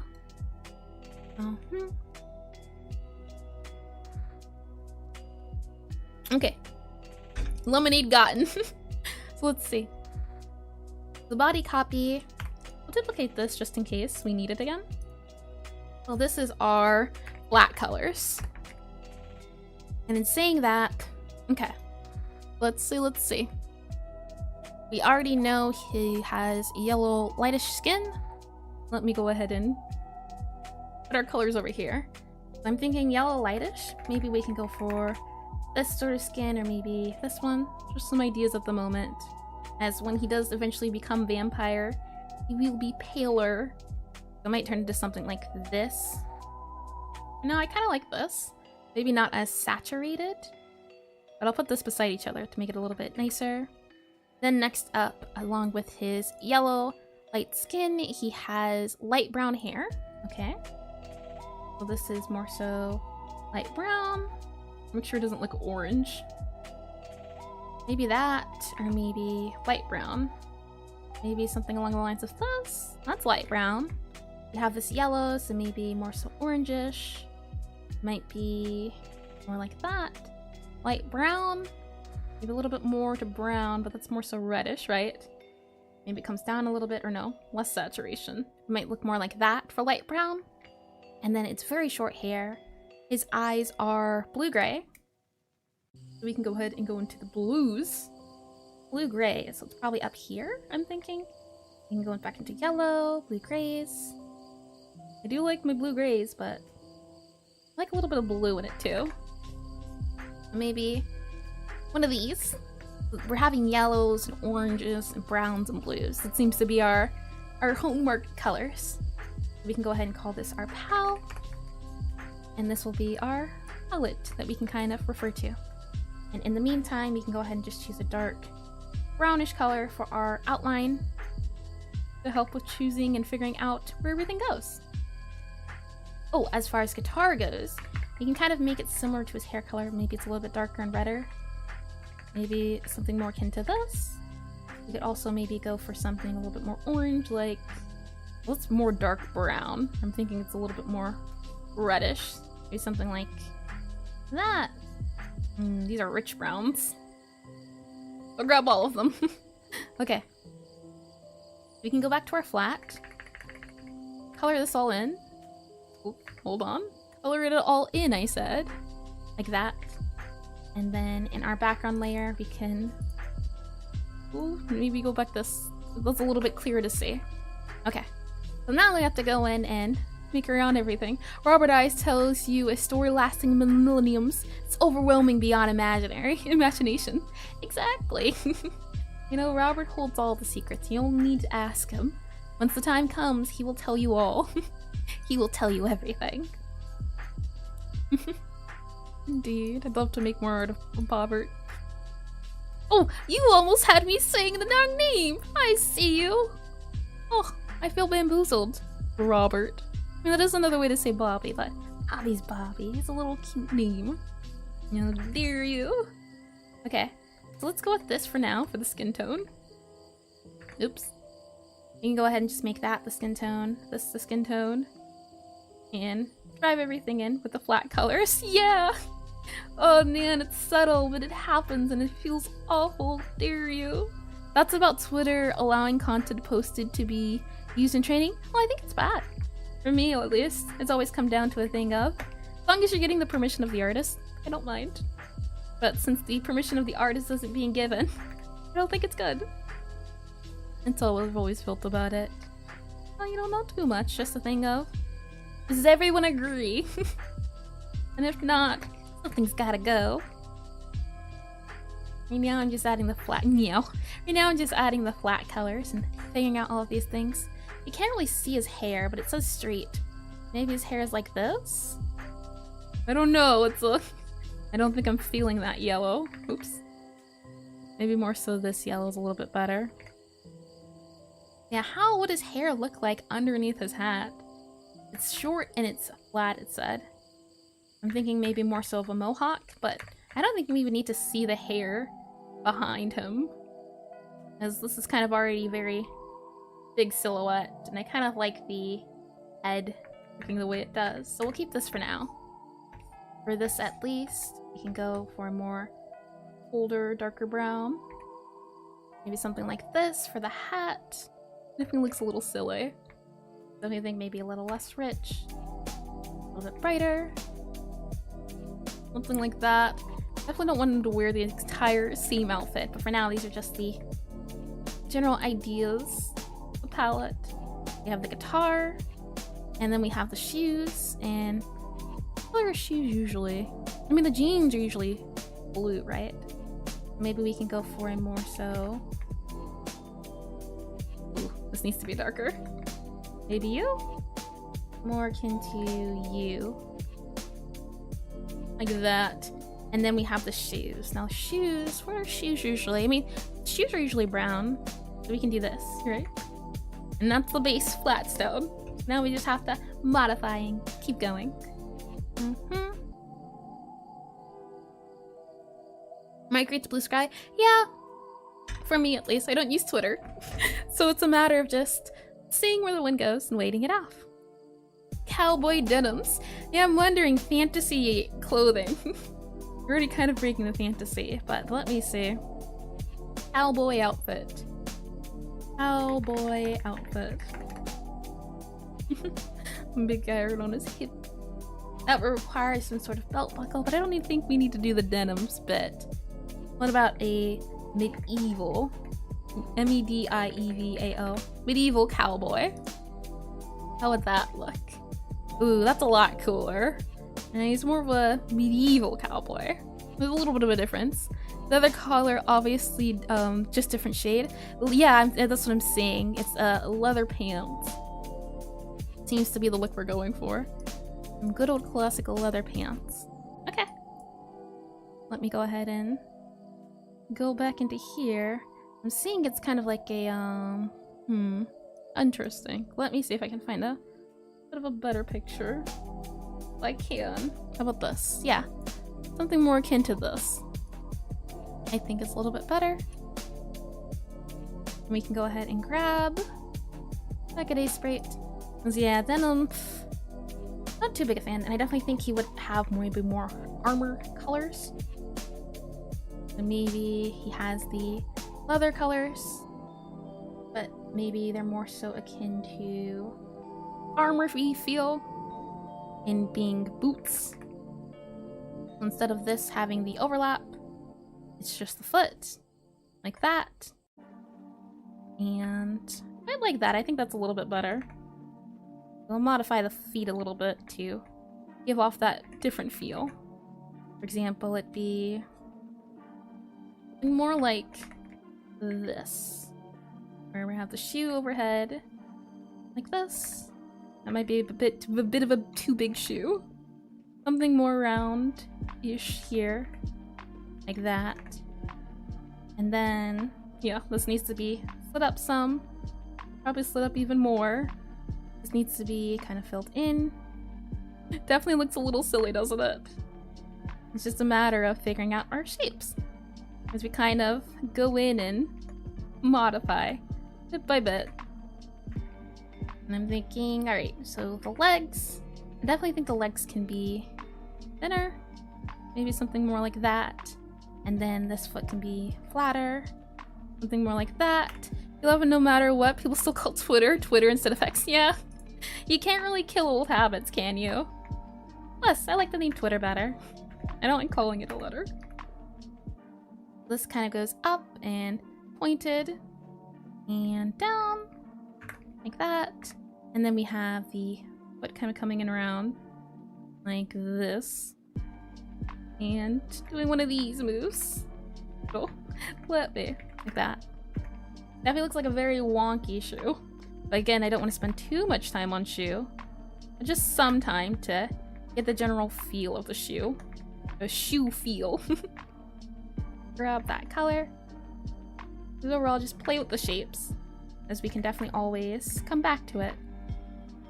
I think that's a little bit better than explaining the... Oops. Explaining the feel of everything. Oh, probably a little bit like that. Maybe a little bit like that, and like that. I think that's shoe, right? Cowboy boots, we're doing... Well, gotta remember, he's not modern cowboy. He's fantasy cowboy. And he would probably need some armor in his cowboyness. He's not Western. He's Western, but he's Western fantasy. If that explains it. I'm looking at this reference here for a sort of feel of how to do it. The shoes are... Instead of shoes, it's more so... what is it? Armor. These gray parts are for armor. They're parts of his... Oops. I got deleted somehow. Hold on. Undo. Yeah. These are gray parts. The gray parts are for armor plates. He's definitely safe. As, again, being a smuggler... I mean, I guess... Yeah. Being a smuggler all his life, he would need to not look like one, but you definitely would want a little bit of armor to cross your eyes, dot your T's. Here, all I'm trying to do is just get a better feel for what that might look like. Instead, if it's less... Because I do like the cowboy feel. And it's just that foot on the wall is what's giving me trouble. The foot comes in wider here, more so akin to this, it seems like. It might be more like that. Kind of get rid of that, kind of come around here. Maybe a little less on the outside, so I can go ahead and grab that guy, move him in a little bit, move him up a bit. More akin to that, I think, is a little bit handier. And then it kind of shows off the surrounding areas, hopefully. And in saying that, we can kind of move up a little bit. What else can we add on to? He's got his cowboy outfit, cowboy get-up. We definitely can't add, but I think it would be cool to add some sort of buckles and pants. Instead of that, I'm thinking, let's see, look up boots of something along the lines of that. Let me see. Boots. Oops. Boots of. Let's see. Yeah, something more akin to that is what I'm going for. I do agree, it's like a sort of more leatherish feel. I'm thinking, what is it? Hold on, medieval boots with armor? Something that's more so, and I'll show you. Something more akin to like that, and make this a little bit more to slide. Okay, something like this. Oops, wrong screen. Here, right? You have the boot here, and the armor that kind of goes over top of it.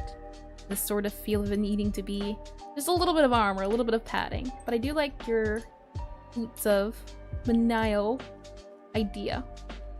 That's the idea I'm going for. Something where it's a little bit of plating over top, and then a little bit of plating over top, and the kind of leather boots on the bottom. It kind of wraps around. It's a little bit of security.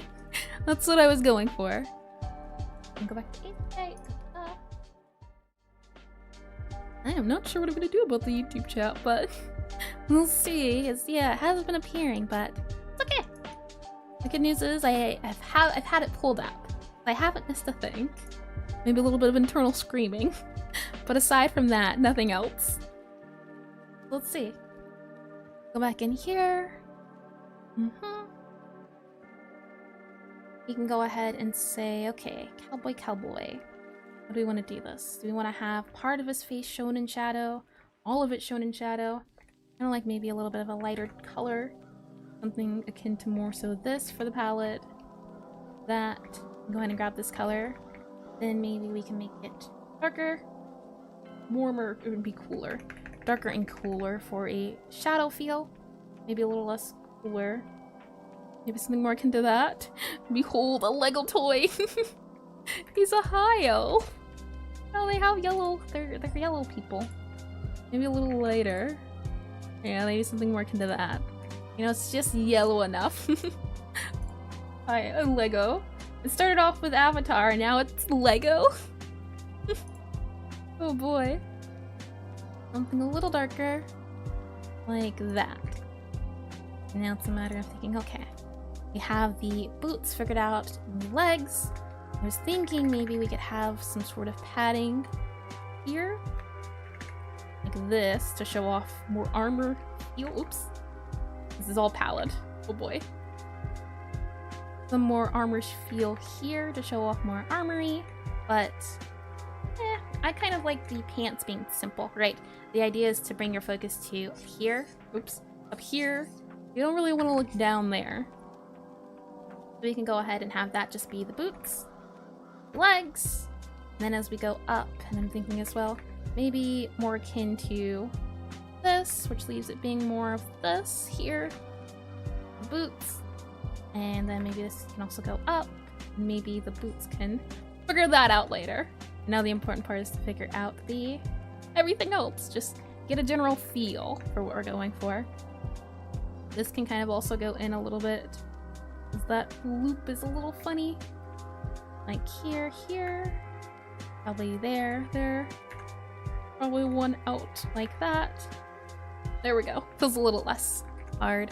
As far as that goes, I'm thinking more armor here. Something along the lines of maybe bracers. Bracer there. If you know, just a little bit of armor. Bracer there, maybe bracer here. We definitely want him to seem cool and Gardy.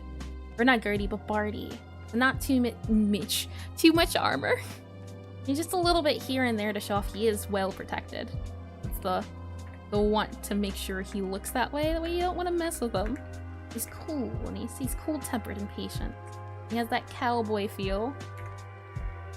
And saying all of that, go ahead and move his head down a little bit. I'm thinking something more like that, and then maybe we can add that neck. As far as the head goes, I'm thinking we have one line here to show off the shadow in his head, like that. And then we also show off the side of the head, like this, and to show the seriousness of him. And then maybe we can add even add the elf ears, like this. Kind of looks like a goblin, doesn't he? In a weird way. Maybe more warm-ish, like that. Yeah, he looks green. We don't want green. Start off here, go here. So this needs to be up and over to this color. Make it a little bit nicer on the yellow. Like that. And now we go back to the flats.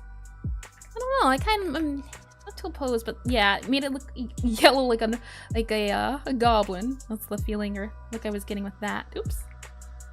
And definitely maybe move that over with our palette. And then from our palette here, we can move it down and over. Not green, but it's definitely darker. So maybe more akin to this.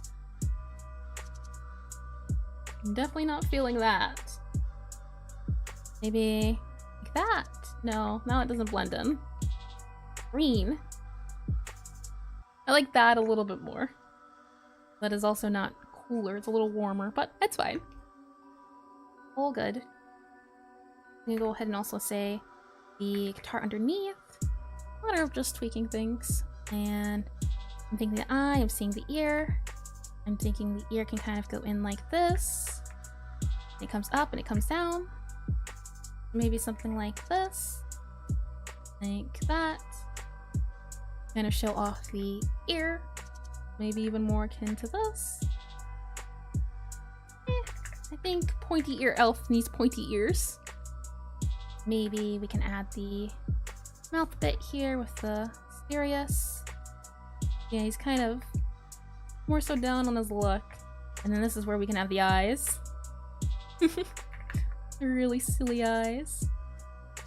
So the eyes are covered in shadow. We're all good in that accord. Back here we have the clothing, right?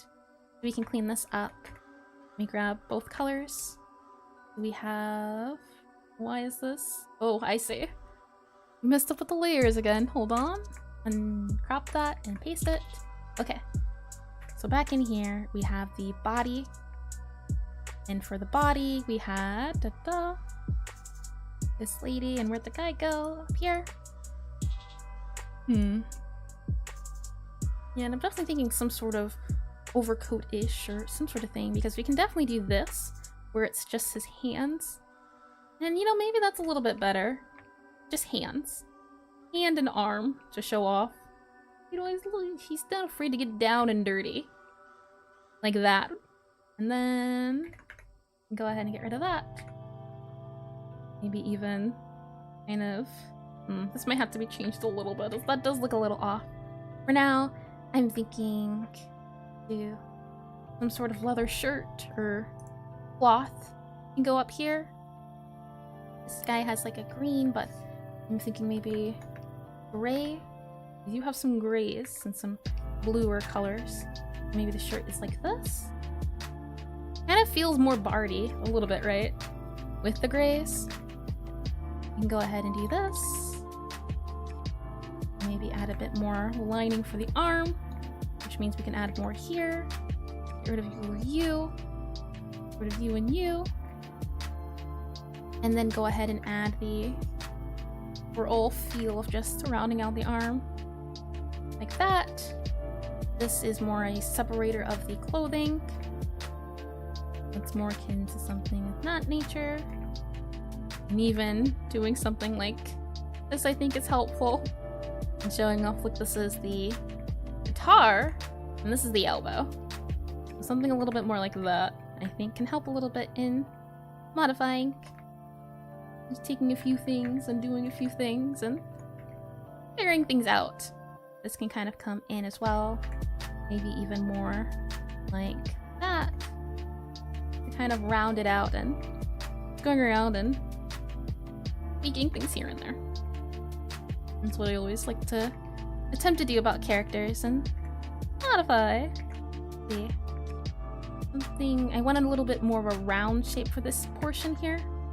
That's what I'm going for, trying to round out the edges. And I think this is where something like anti-aliasing might come into play for rounding edges out. You can even try doing this, but nah, I think this works. And then, yeah, it kind of doesn't look like an elf, right? It looks more akin to a goblin, maybe? Maybe. Yeah, that's what I'm getting with the green. I don't want to use the cool green.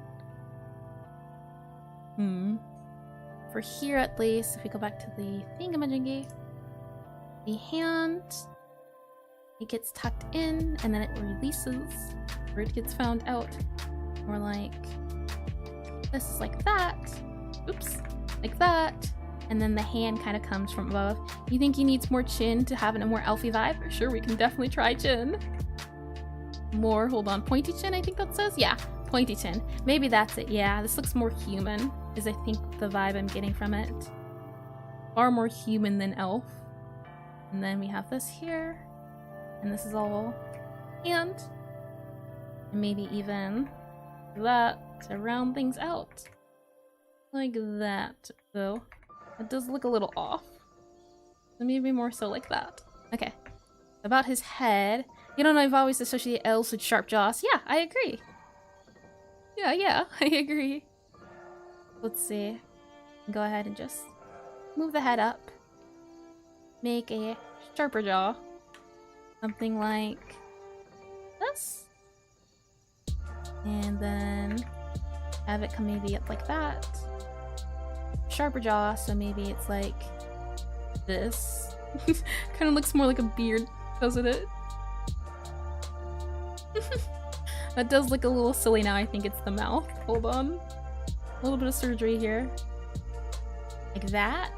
Kind of feels more elf. Just remember the left part of his ear should be lighter since it's in light. Oh, I thought it was, what is it? This is underneath. Yeah, I can see this as being in light. Like here? Maybe more akin to like that. And we gotta slide some things around. This can kind of go over. Maybe even this can go down. That does look a little silly. Okay, maybe it should be more so like this. And then, No, the left part and the right part in shadow. This part in darkness, right part in shadow, like this? Oh, hold on, I've been lost now. Unless you're making, leftist? Leafy, huh? What? Colors look a little off up here. Let's see. The chin, oh, that's what it is. The chin should protrude. I get what you're saying, yeah.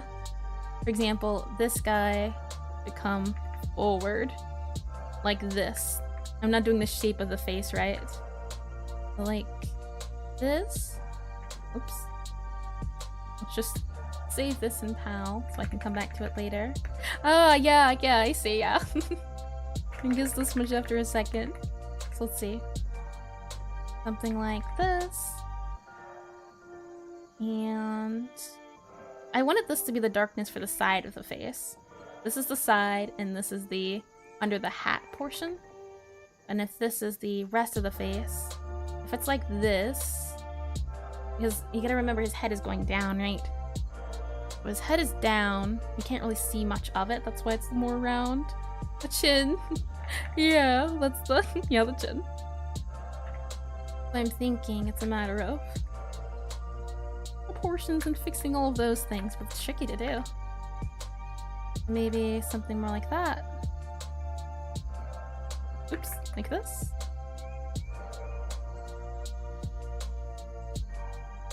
Like that, maybe? Is that more pointy feel? Something more akin to this. And then we can kind of hammer with a hat. Does it now? Oh boy. Goes from one inanimate object to the next. There's no winning for losing. I think maybe this should come down one. Like this. That definitely looks like maybe a guy with a beard, and elves don't have beards.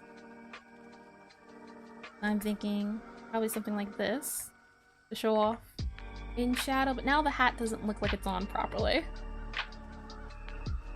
The hat would probably be moved to... Oh no, you're fine. I'm thinking something like this, or maybe like this might work a little bit better. We just go from... I'm wondering if our stop and our starting to stop, but I think this is fine. Kind of something like that. A little bit more fancy, and then this shoulder's gotta be moved, or one of these shoulders. Something isn't right here. Definitely don't do a lot of these, but that's what we're here for good old classic practice. Yeah, this has been definitely tricky, right? The entirety of the face with the hat. Ooh, that's a good idea. To make the little teeth on the top of the cowboy? What do you mean? Little teeth on the top. I need a little bit of elaboration with that one. Something like this. The arm now doesn't look right. What have I done? Let's see. If we hide the whole face, I want to try that idea. I will need help on what you mean by teeth. You mean on the hat? This is the human, or not human, but the non-vampire part of him. Two valleys on top. Oh, I see. Got ya. Yeah. Hold on and then we can try it. If he didn't have his head in view, what would that look like? I do want to try that out. Before that, let's figure out this. Oh boy. Is that shoulder? I'm thinking more roundish here. A few more elements there. Make things a little bit easier to see what's going on. Something more akin to this. Right? Can I use a hammer, unsee a hammer with a hat? There is no hammer here. There's no hammer here that you speak of. But I do get it. I do understand, yeah, well, no, I don't understand the hammer part. I can understand not being able to unsee things. That part I do understand. I'm thinking maybe it's like this. Definitely this shoulder is off. That's the issue here. The shoulder needs to come over like this. And then this needs to come down like this. That feels a little bit better. And in that case, this then needs to come over here and needs to go larger line. It's the thing that's been bugging me.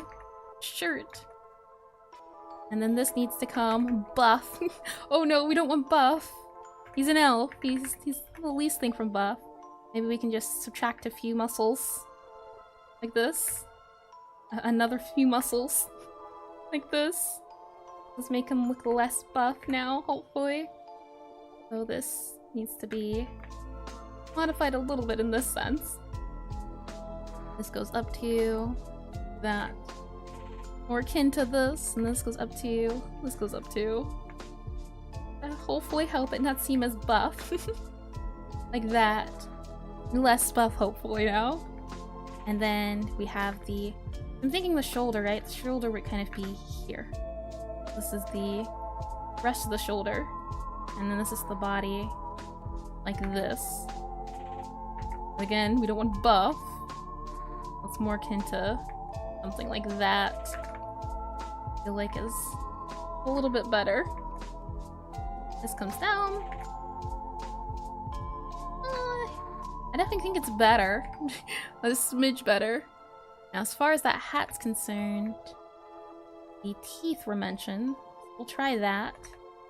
Just let me try rounding it out a little bit, and then the teeth. So is this like the point up here, and then the point up here? Makes it look like a hat, or cowboy hat. Let me see my cowboy references. I thought I had some hat references. I do not. Let me go grab some. It would be up here, and it'd be called the cowboy hat. Oh, I see what you mean. The kind of ridge. Yeah. Yep. You can totally try to figure that out. You definitely don't want buff though, indeed. Again, this is an elf who also is terrible at strength. So they're 2 for 1 here.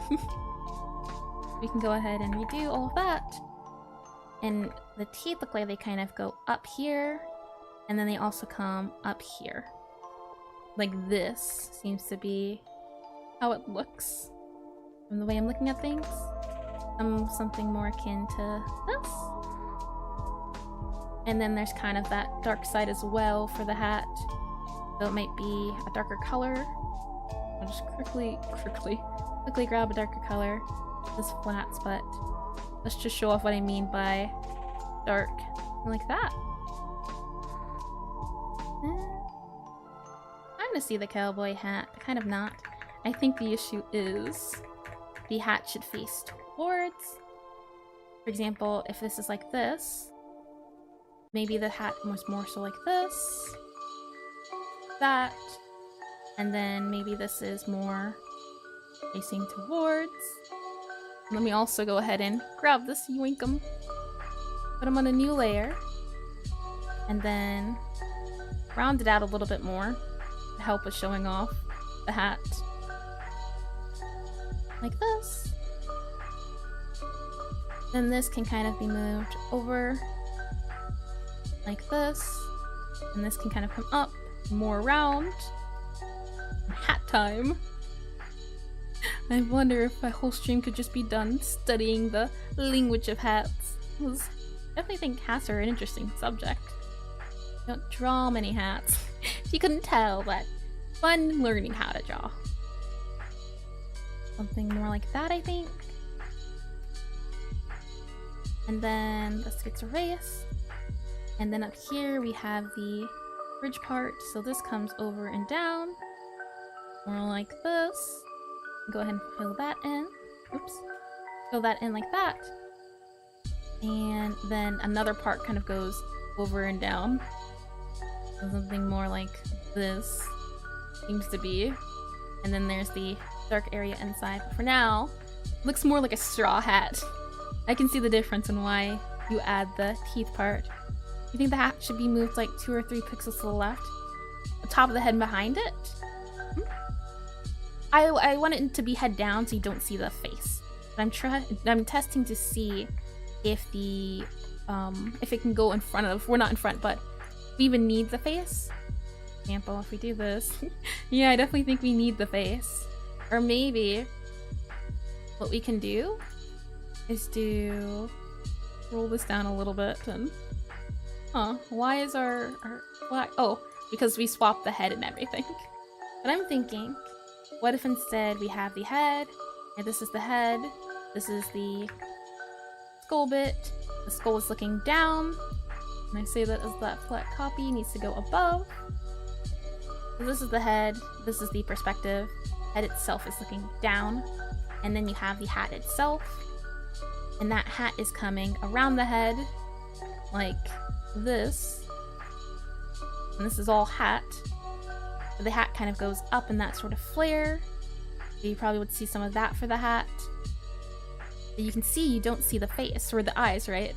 In that part of the hat. And then you have the other part, which is that loop around bit and the up top bit.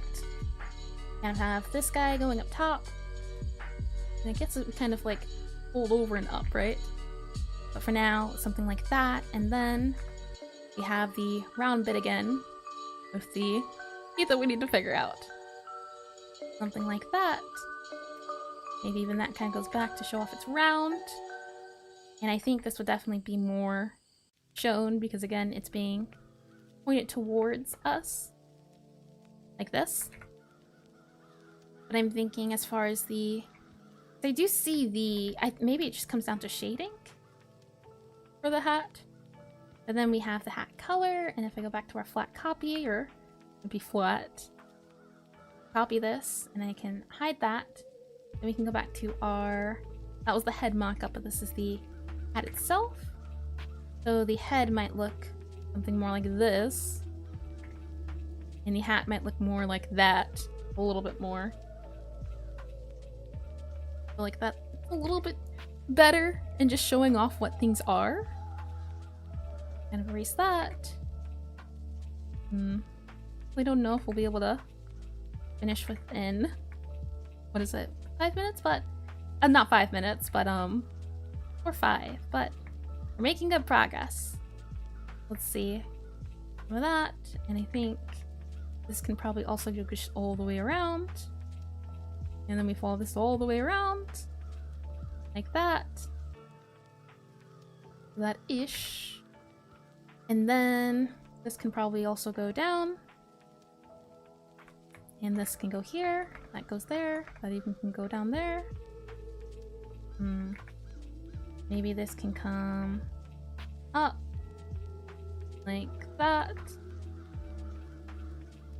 Something to that extent. Hats are hard, I'm realizing, the more I'm doing this. Hats are tricky. How do people do them? I rarely see hats in their natural habitat. Not a normal occurrence for me. Let's see. Something like that maybe to show off it's going up and down.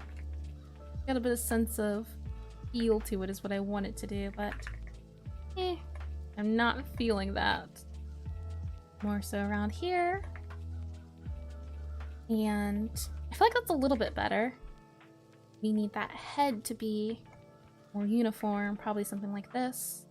And then that ear can kind of now go a little bit more, less really, feeling like it's being goblin.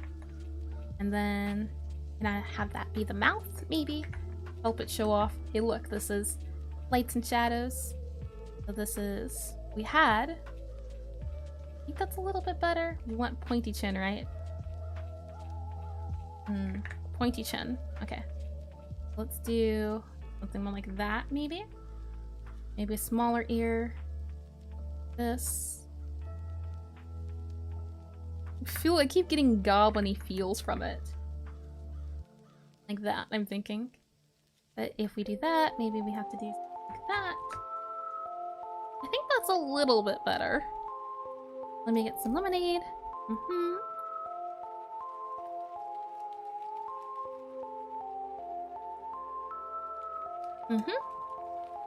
Yep. It's always the stories that's the easiest part. Pixelart portion is... I mean, look at all that head. Definitely makes me feel... goblin feel. Okay. So we have body and everything, so I can go ahead and merge this down. What do you think? We have the flat copy and the flat. I'll be honest, they look the same. They look entirely the same. I think the hat is the only real difference, but I think the head size itself has not changed in the slightest. Yeah, look at it. It's basically the same head shape. Okay, hold on. We can do better than that. Head pointed down. Since ears are pointing up-ish, the hat would force it lower. Hat would force the ears lower? We can try. Move that down, and then we can go hide this flat here. Did you mean the hat would force the ears down? Like this? And it feels more Dobby-ish, right? Make ear holes in the hat? Ooh, that's a good idea. Silly idea. A good one nonetheless. Like that. Now he just looks like Shrek. Oh, and I think the trickiest part is getting this hat down. Let's see. I think definitely the hat is the defining character trait, right? That's the thing you want to focus on. Want us to, as the viewers. Yeah. And it looks like a Shrek cowboy hat. Head turned down. Images. Okay. Something like this. Or maybe something more akin to this. I think once we figure out the head, we'll be good to go. It's usually, yeah, the head is that defining factor.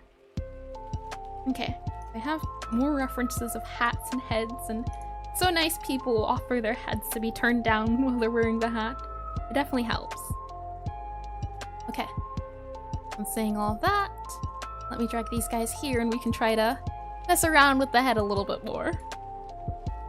Yeah, once the head's all good and nice and done, we'll be all good, nice and done.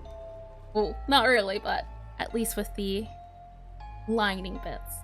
I can go ahead and go around and down, and I'm just gonna wink you, move you, paste you, and oops.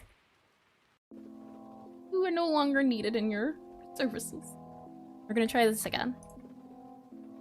And this is layer 2, so this is the flat copy, this is the body copy. Okay. So here, this one's saying the head kind of goes down here, and then this is the mouth. All of this is head. This is head, and this is where the head stops. This is the side of the head. You only see the side of the head. Yeah, that's what I'm doing. That's what these are. These are construction lines. Let's see. This is the chin. It's the pointy part of the chin, and then the mouth goes here. One step ahead of you, though. Yep, that's what these are. Good old classic. I do like me some construction lines. Those are nice. Just a matter of understanding what's going on and figuring it out from there. Head needs to go back into space. All of that, I think, needs to be up behind, maybe. I'm thinking this can be the head in space, and then from there we have the hat. And this one, the hat is huge. It's like this part here is hat. Well, this part is all covering the face. No, that's good. This part is covering the face. We only have about that much. This is getting put back in space. This isn't going too far up. Let's move that down a little bit, like this. I'm going for a round shape, and it's okay to make it not 100% accurate of a hat, as it can be silly big to show off the head. It does have to feel like a hat still, as this is the front of the hat and the back of the hat. So this is the middle section of the hat that's getting tipped forward, and that's what the rounding is. And then on top of that, you have the top of the hat, which is here.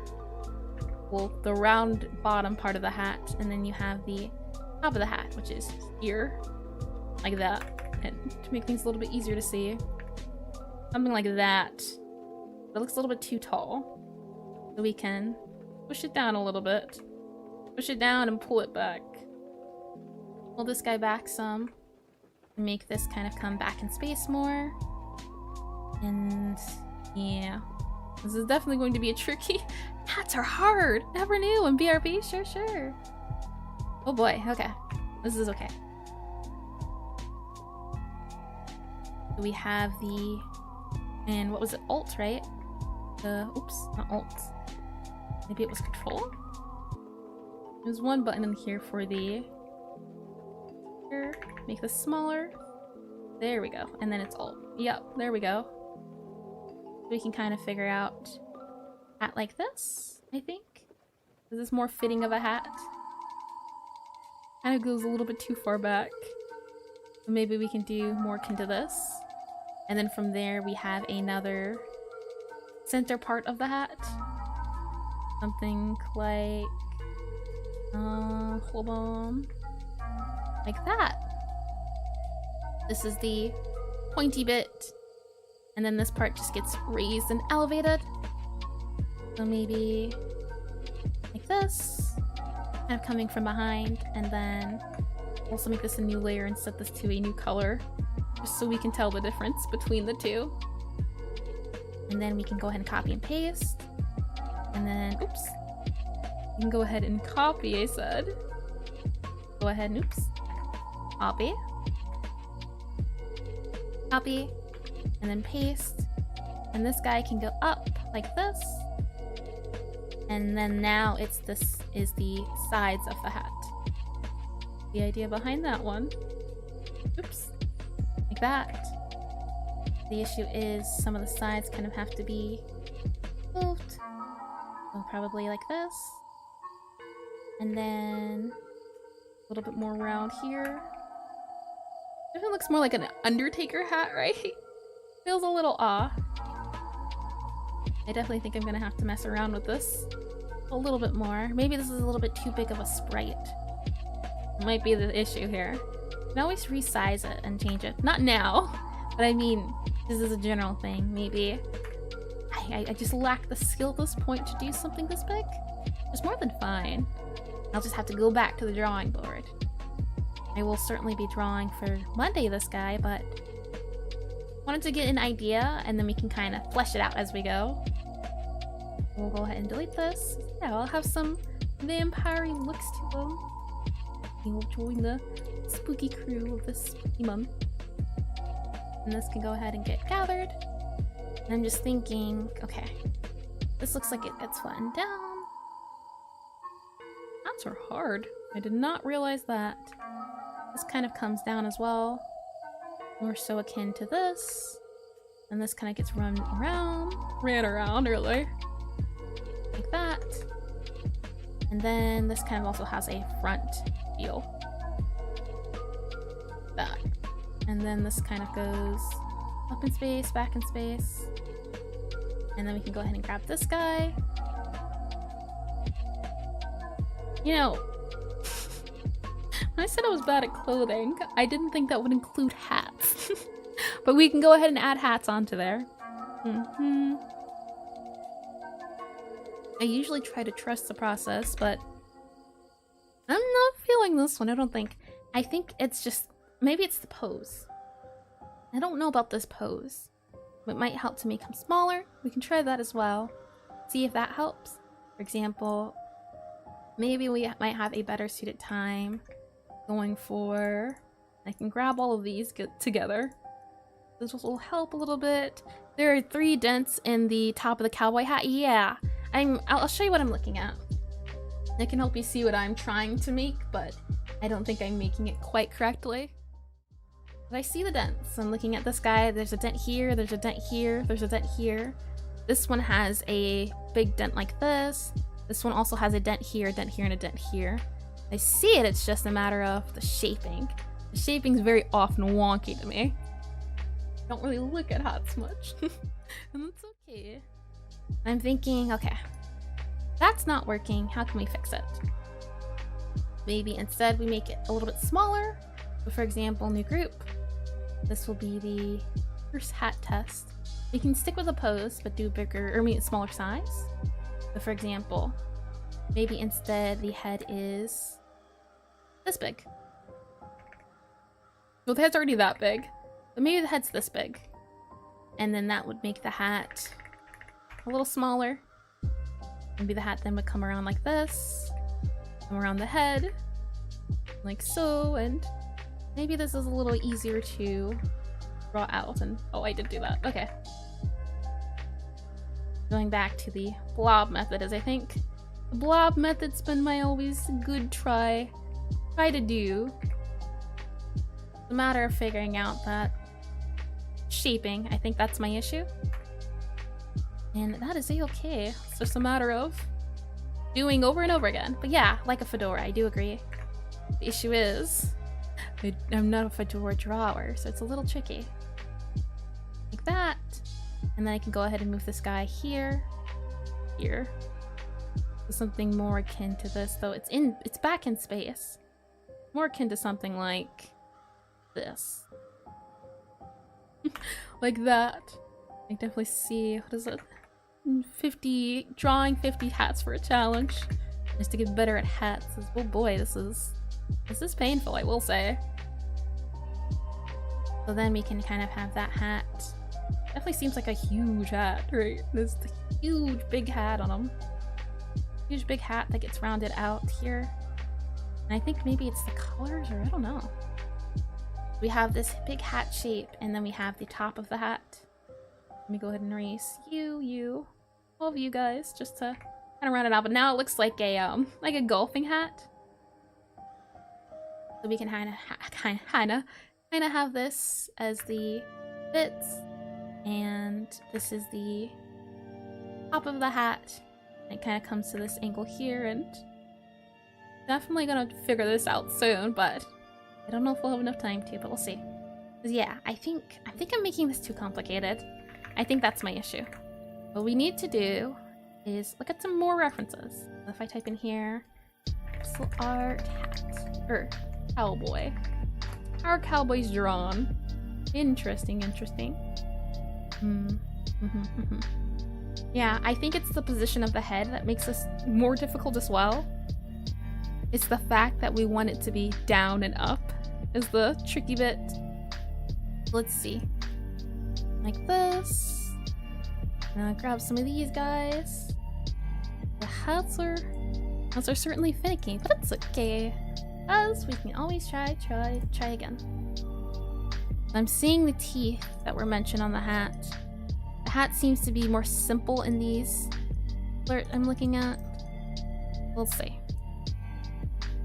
We have very long hats, very dented hats. Hats galore. Okay. That kind of helps. I think I'm making the hat too tall. Or maybe it's the brim of the hat that I'm having issues with the most. For example, if this not three thing, but the brim, this is the lining of the hat. If I go back into here, what lining do I see for this guy's hat? I see. What do I spy with my little eye? The brim.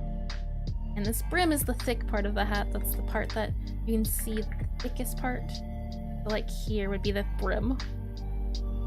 And then from that brim is when it goes back into that space. Up here. Up here. And it comes around and down. And that brim kind of gets smaller and smaller as it goes back into space. Like this maybe. And then it comes around like that. Like that. And then from that brim we have the top part of the hat, and that top part seems to sit on the head itself.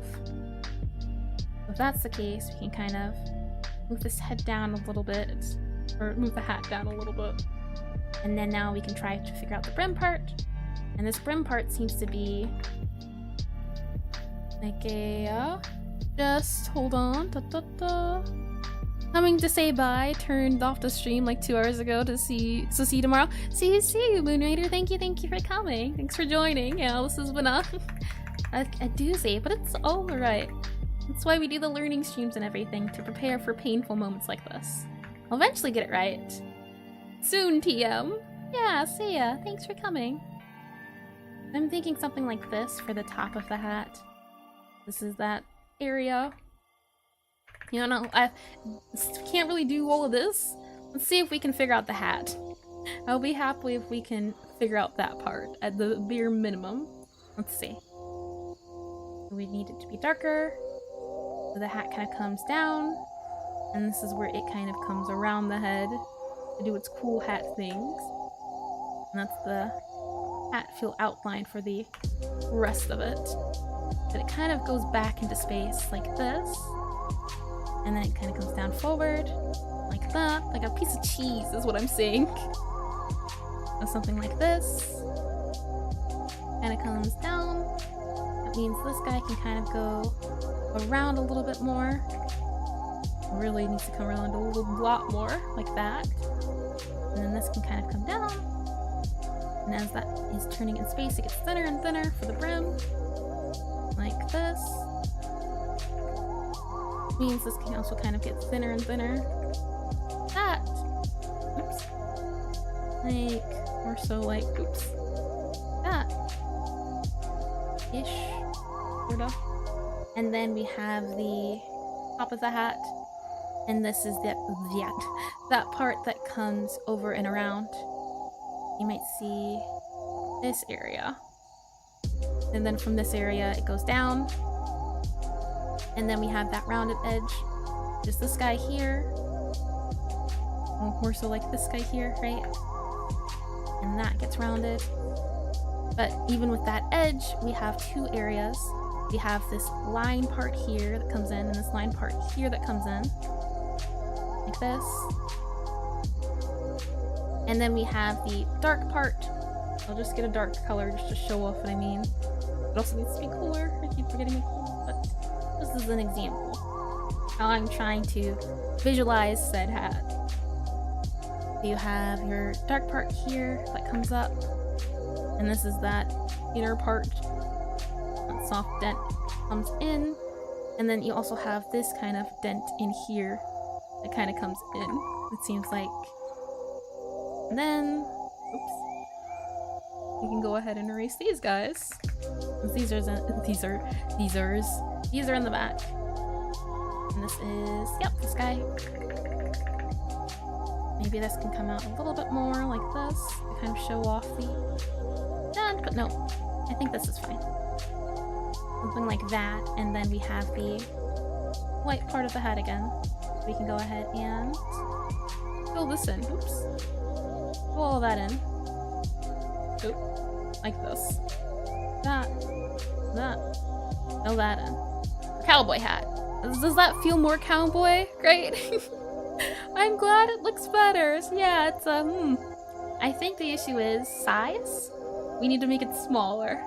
As I think that this sizing is a little bit too ambitious, but we have the idea down. Now it's just a matter of checking and double checking and tweaking things, I think, a lot. Yeah, I do like it a lot more, thank you. Took a second, but it's slowly getting there. It is certainly slowly getting there. Arriving, but not on time.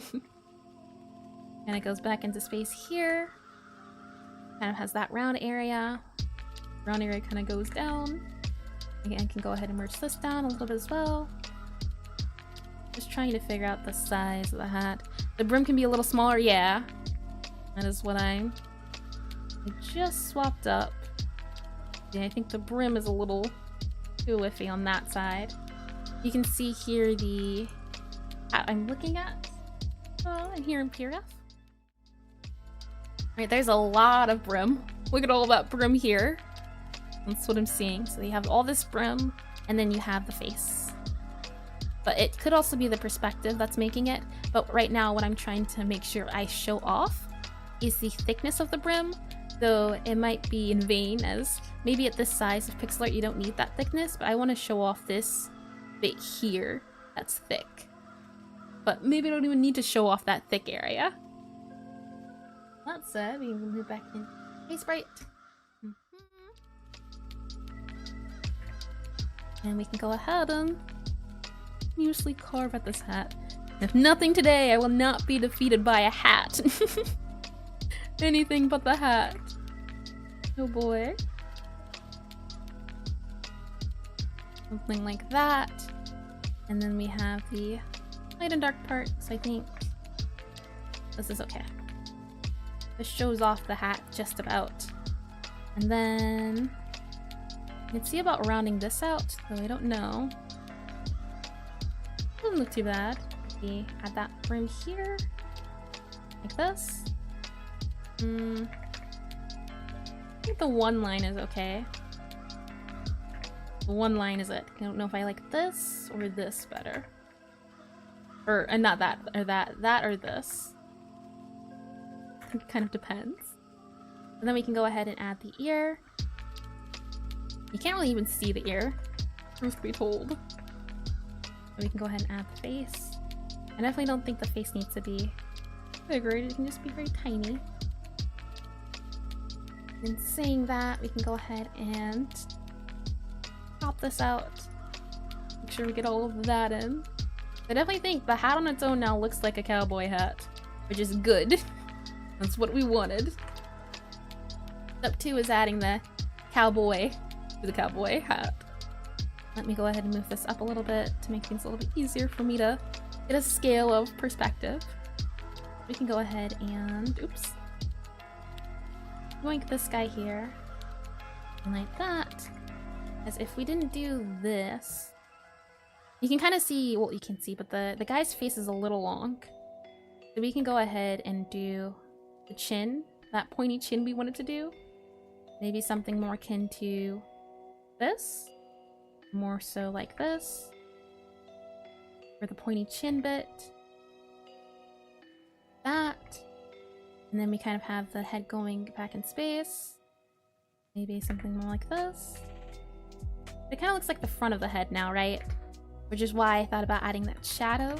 But when we add the shadow, it kind of makes him look silly. Something like, oops, this. a lot there. Something like that kind of feels a little bit better, but that ear definitely is not elfish. Maybe something more like this. Feels more elf now. And I think maybe that brim needs to be wider, or something's gotta change there. We have that and that, and then we have the face. I think the face is gonna be, because again, we don't want happiness, but we don't need sadness either. This is where the eyes would go at if the head was tilted up, but because the hat's tilted so down, you don't really see much of the head. You really should only barely see the ear, but I wanted the ear to show because it's a big ear. And then from that ear, you have the head. And then from that head, you have the body.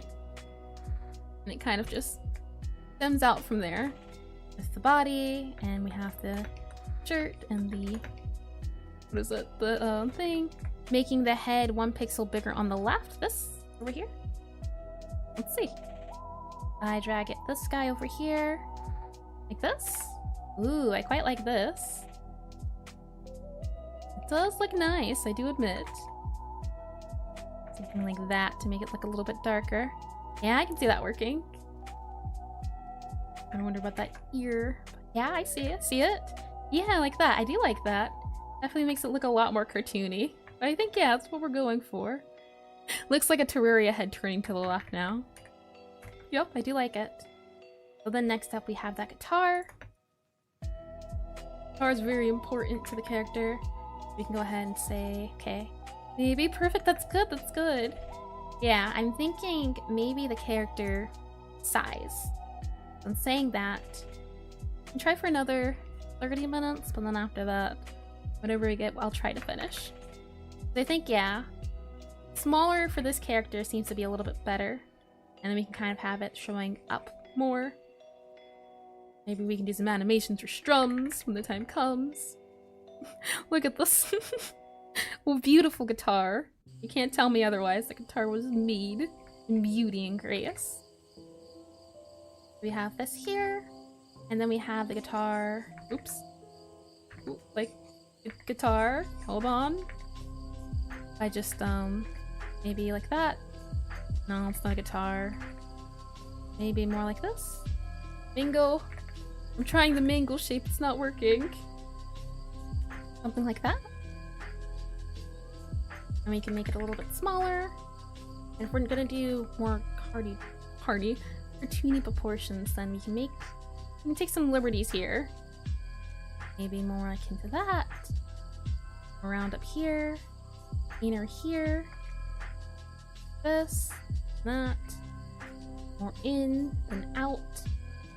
More out than in. More yesent than int. Okay. How about big part of guitar? Small part of guitar. Like that. Does that work a little bit better? And the only issue is that rotation kind of makes it a little wonky, but I don't think it's too bad. Now it just looks like an oval. We're back to the oval shape again. Oh boy. I can do Shift O on the inside. Kind of get that feel a little bit better. Yeah, now it looks like he's playing a potato, doesn't it?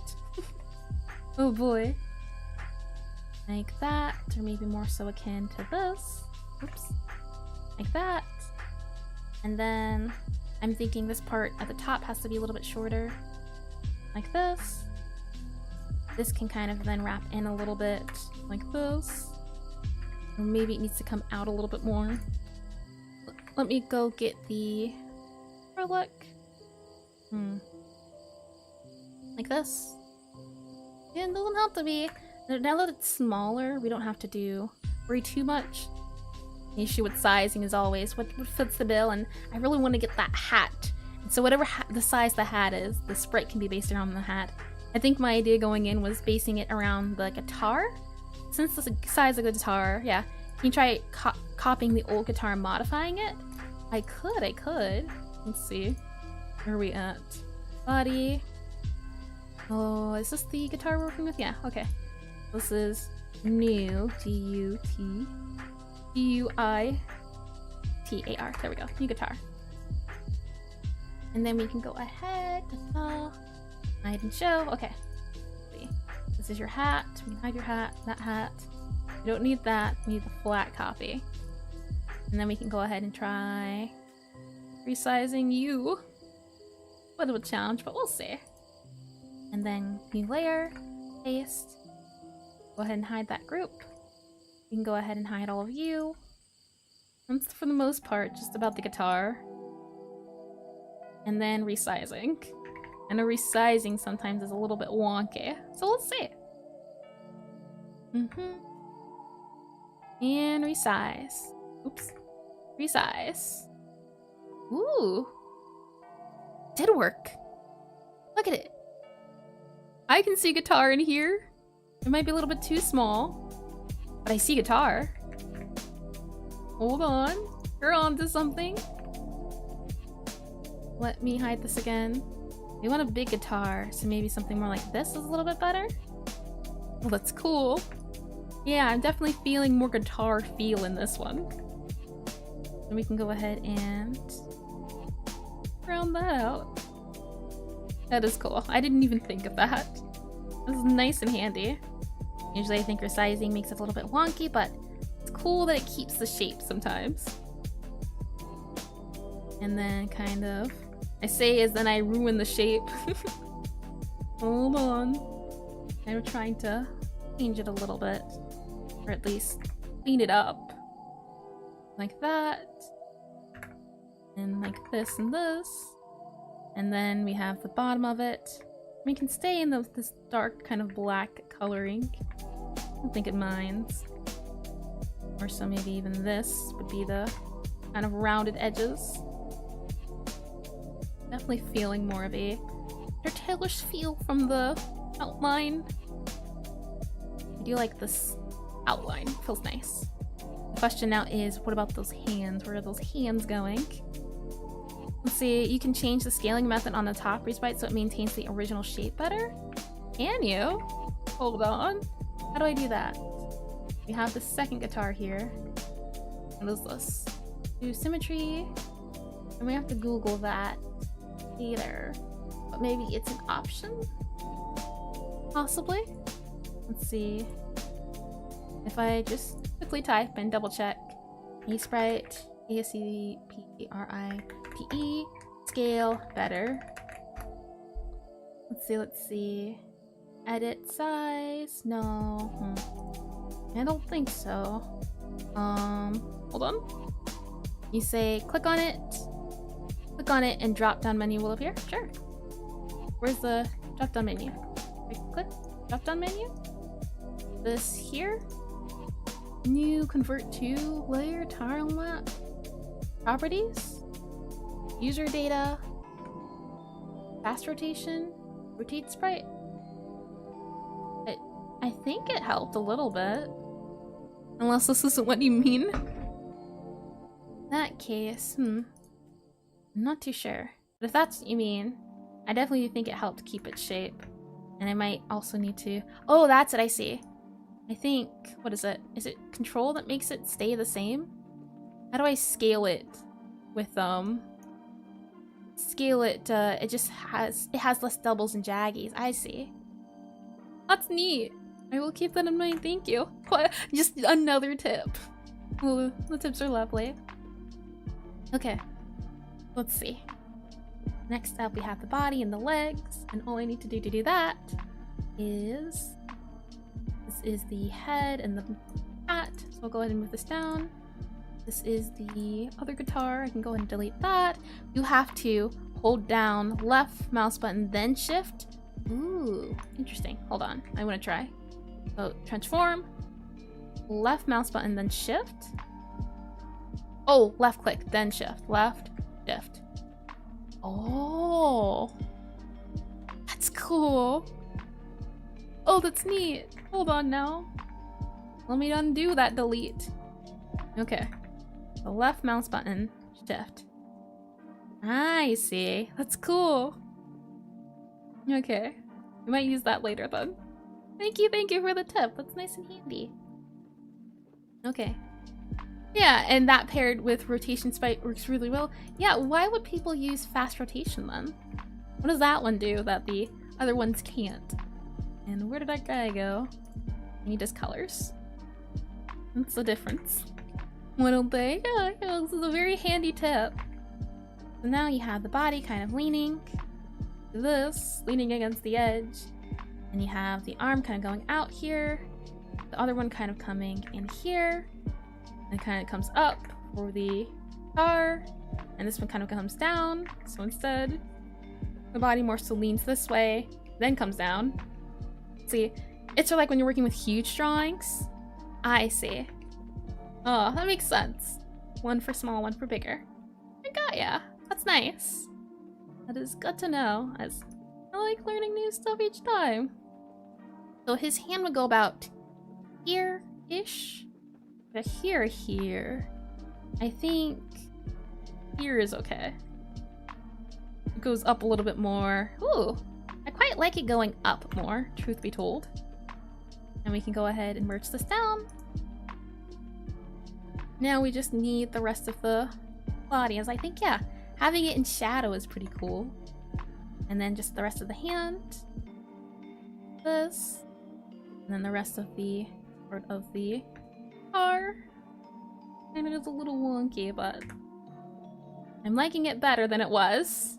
I definitely think the size played a part in making it cuter. Usually the smaller things do tend to be cuter. Make it like that, maybe even cut off this a little bit like that ish, and then this one can maybe come in like that, and then we have the lines kind of going down for the neck of the guitar. Look at that kind of comes in. Maybe the hand doesn't go all the way up to show off more of guitar-y feel like that. But I like the blocky idea to show off more hand feel. So maybe it's just all block here. And then this is the rest of the guitar. That. And this shows off the rest of the hand kind of coming up. But if we go ahead and do this, kind of shows the hand not emerging from anywhere. So we can go ahead and maybe this can be the hand. And then we can go ahead and maybe add that to lessen the angles and roundness, and maybe this can be more like this. Because this here, I think the hand might be a little bit too blocky. The issue is with the size of all of these things. I don't know, it'd be like more like that, right? Maybe even like that. Kind of looks a little wonky up there. So something like that. And then now you just have the leg coming forward like this, or more so like this. You have the leg coming forward back. This is the foot. And then we have the other leg standing still. But I think that body might be a little bit too big. What you can do is go ahead and save. And this is the head, this is the guitar. Go ahead and merge these two. I'll call him small. And then, oops. What's that? That's that. Merge down again. There we go. More so, I think that's the head, right? The sprite's probably this big in total. Just about the, will that be 48 by 32? We can go ahead and add that small. And then we have the feet. We have one foot here. Roll off the foot coming down. And the foot kind of comes like, the foot goes like that. That's such a long body. Oh boy. Long legs. The body can definitely come down some. Like that, maybe? That might be a little bit more handy. And then we have another foot that's here. Like this. And we have that leg kind of coming out. Finally arrived! Hi, Abraham! We were definitely going past time, but welcome. What's up? You know, pain. The usual.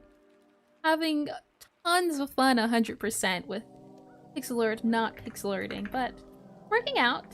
We started with this big guy up here, if it'll let me show him. But he didn't work out. So we've been making it smaller instead of the size, a little bit smaller. The tiny legs look so goofy. Yeah, you know, I like the little tiny legs. Supposed to be spooky, sure, but look at the stilts. I am a fan of stilt legs. They're fun, they're easy to draw. Looks good, thank you, thank you. Definitely getting there. Mole legs, yeah. I think of, the mood we're going for is this locked. That's why I can draw on it. Yeah. We have the leg. I think maybe it needs to come out more is the issue. For example, it needs to maybe do one of these. Or maybe even one of these. No. Like that, I think. And then just a few more modifications and everything. And I said until 5:30, but I just realized I do have to go check on some food. So I'll end it here, that way I can make sure my dinner gets done in time. As this is a good start. I will finish this today. That way it'll be nice and done, and then we will continue the legacy of Serial Aldrich. I'm gonna get some fun art done on him for Monday, so that'll be fun. Some spooky cowboy vampire. That'll be fun, on a path of revenge and redemption. That'll be fun. Okay. I know, as I say, as you just come back. Hey, Bridget, what a shame. What a shame indeed. Yeah. But it's been fun, and thank you for coming. It has been a journey. I hope you all liked the new idea of the writing part. That was really fun, and we should definitely do it again with the rerolls and everything. That was fun and exciting. It is what it is, yeah. But it's okay. Tomorrow tomorrow we'll be doing pixel art and learning food pixel art, so that'll be fun. And then after that will be next week, and next week will be a whole lot of things. We'll have our spooky game and play the spooky game. We will have the 600 celebration, and that'll be fun as well, and just lots of fun stuff next week. Yep, it was really fun. I'm glad you had fun. There we go. Try to do things up a little bit, try to make it on occasion season, make it all glow and lighty. So in saying that, thank you for coming, thank you for joining, and I hope to see you all tomorrow, or sometime soon, TM. Alright then, where's the button? I can remember the button. Oh, hold on, there we go. See you soon, bye-bye.